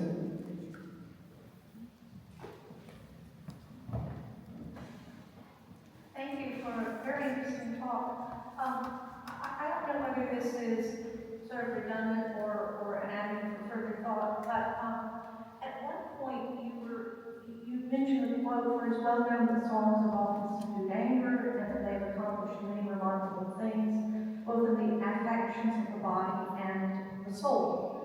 And so I was thinking about that in terms of your wonderful talk. And Boethius starts by talking about how these muses of song came down to him, singing songs of woe for his plight. And then philosophy comes in and banishes them, and then restructures everything so that music has a place, but a place subordinate to philosophy, as I understand it. Music as the small handmaid of. Yes, you're right. Yeah, okay, yeah. I was just looking at one of your quotes. But couldn't you kind of turn it around and say that music is what, as in the quote about how music can evoke all sorts of things. When Boethius starts, he starts with music, and music in a way leads to him into his mind to this philosophy, which then can take these sad songs and incorporate them into a larger picture. So in a way, it's music that's leading the way. Yes, I completely agree with you. I think in every piece of writing that I create, I talk about music as being one of the instruments of philosophy, right? So for this irrational soul, which we all naturally have when we're embodied, this soul that's pinned into the human body and is distorted by everything it's kind of consuming and receiving. Plato does say in the Timaeus that there are two solutions, and one of them is very, very clearly music. So in that sense, I very much think that music is philosophy's instrument, both kind of in the sort of metaphorical way that I'm always interacting with Plato's dialogues, and quite literally in what we see in the Consolatio. But you do raise an interesting point about the fact that music can also be intensely corrupting. I asked a question earlier in reference to the keynote talk, because a huge part of my research on Plato is about the interactions between what he calls good music and bad music, because not every kind of music can lead you to that beautiful sort of psychological ascension. There are many kinds of music that destroy and corrupt and can make you more irrational, and not even the smartest people, the people who have the most self-control, are able to overcome that bad music. Socrates in the Republic, I believe, I wrote my master's thesis on bad music in the Republic. Socrates is really quite sad to banish it. He's quite he's upset because bad music in some senses gives you a real sense of pleasure. It's a thing to enjoy. We love poetry. In the laws you mentioned, he makes more of a case for music being allowed, but in this very sort of sanitized, prescriptive, ideal city, it just cannot be there. Because if we are fulfilling our true purpose, which is to lead this good life, and then when we die, sort of have our soul separate from our body and go up to join the celestial spheres, we cannot ever listen to bad music. But, and you did make an excellent point, there do exist two kinds of music in Plato's philosophy. And I love the interaction between the two, the danger, everything that we risk in listening to bad music. It's a huge part of my research, so thank you. Thank you. Boethius was the philosopher who formulated the final version of the liberal arts, and music is one of those 7 liberal arts. It belongs to the quadrivium, and philosophy, in a sense, is the totality of the liberal arts. And as such, philosophy leads, as Apollo leads the Muses, so philosophy leads all the liberal arts, and music is subordinate to philosophy. It's understood as subordinate, but not as totally superseded or rejected or discarded. Thank you very much. Any more questions? Please. I found it really interesting sort of how you explained in the beginning that when he first mentions music, it's in this sort of technical way, and then he seems to shift completely in the Consolatio in a sort of, it's not technical. And I was wondering, what do you think sort of motivated this transition from a technical treatise of music to using music in this way, allegorically or philosophically, very personally as well? Thank you, that's a wonderful question that I'd like to talk about at length. So I made the argument why He begins with treatise in his early life, and yet this is not a treatise. This is the last thing he ever wrote. I'm fascinated by why that is, and I think it's because the stakes have changed for Boethius. So in prison, the intellectual self isn't enough. There's so much feeling there. He's about to be executed. There's so much fear. So it's the soul that needs healing in that sense. So allegory and poetry then become the tools that he needs in that sense. So music is then more than just a subject that he writes about in the format of a treatise. It has to become a tool that he uses for actual consolation in the face of literal death. So in that way, I think this is one of the reasons why I love Boethius so much, is because he's so human in that moment. He's not, spewing out these quadrivial works. And there is great reason to believe that he wrote texts on all four of the quadrivial, of the aspects of the quadrivium. But he's afraid, he's human, he's about to die, and he turns to this beautiful vision of a musical cosmos, and he gives it poetry and he gives it sound. And on that last point, so one of the big inspirations for this text was Sam Barron, who's at Cambridge. He discovered manuscripts containing the Consolatio, and in each of the poems had been set to music. So there's great reason to believe that we were meant to engage with the Consolatio kind of through actual sound. So yeah, I don't know whether that answers your question, but that is, for me, the difference of why treatise was necessary then, why song is necessary now. Thank you. That's one more question. Thank you, Phil, for this very interesting talk about the Consolatio as this drama of Muses. I wanted to ask, what role do you think, if any, do the different meters in the Carmina have for this drama, and the absence of meter in Book 5 seems to suggest that they do have a role. So you mean the meters in as much as when we analyse the poetry, we're looking at the rhythms and, oh gosh, every part of the meaning. So this whole subject was my undergraduate thesis, essentially. And I spent an entire chapter just trying to figure out all the different rhythms that are happening and what precisely they mean. They have huge significance for the Consolatio as a whole, and also for particularly what I argue here. I tried once to create an Excel spreadsheet with all of the meters, and I got so lost. A lot of my colleagues at Oxford will talk to you about these kind of things. This is what they research. I'm definitely afraid of just about poetic rhythms, but they exist. Certainly in the Consolatio, they're very important. If I used them more, I would have a stronger argument, I think. But Stephen Blackwood, as well, has written an entire book.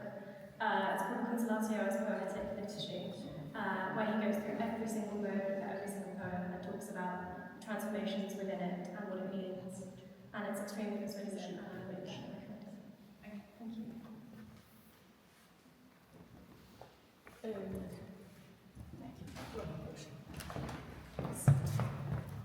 I would like to ask something about this picture, because it is very interesting, and of course there are the seven liberal arts, but I don't understand which instruments music is holding. This round thing, maybe because I don't see well. Yeah, of course. So I put this in just to emphasise what you were describing, which is that philosophy is kind of the epitome of the liberal arts. And this image, for that reason, is particularly fascinating to me. So just to explain it, we have Boethius in this customary pink outfit, and then philosophy has the huge headdress.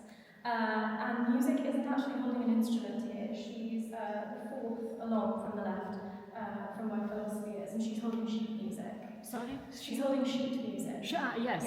So this is Yes. this round thing is held by logic. Yes. Oh, so you mean the final figure? Yes, and so music is holding a sheet of music. Yes, because it was not. I wasn't able to see well. It's confusing, and it's hard to see it's not depinting, but the words that are written above the characters. But there's a geometric instrument that's being held. The last one, I'm not quite sure what it is. I have to do some digging. It looks to me like an armillary spear, which I was just discussing with one of my colleagues, which is a sort of circular structure that you see everywhere. It's decorating some of the buildings in this university, actually. I noticed them earlier. And it's a representation of the cosmos that Plato describes in Timaeus. This round object. Yes, so that is the universe. So the Earth or the Sun, in some versions it differs, would reside in the middle. And then there are circles that spin around the outside, and these are the circles of the spheres. And coincidentally, with the speed of their rotation, their velocity, they create, they're supposedly meant to create different sounds. Yes, the music of the spheres the sirens and all yeah, this. Absolutely, Yes. absolutely. Possibly, Yes. yeah, Plato's written Yes. As you referenced it. The music of the spheres is a huge part of my research, and it's a huge problem as well, which is great. No, but this picture is really special. Yeah, Thank you. I would love to discuss that with you later. Thank you on. so much. Thank you. So we should very interesting session, and now we will go to lunch, and we will return at 3 p.m. So thank you.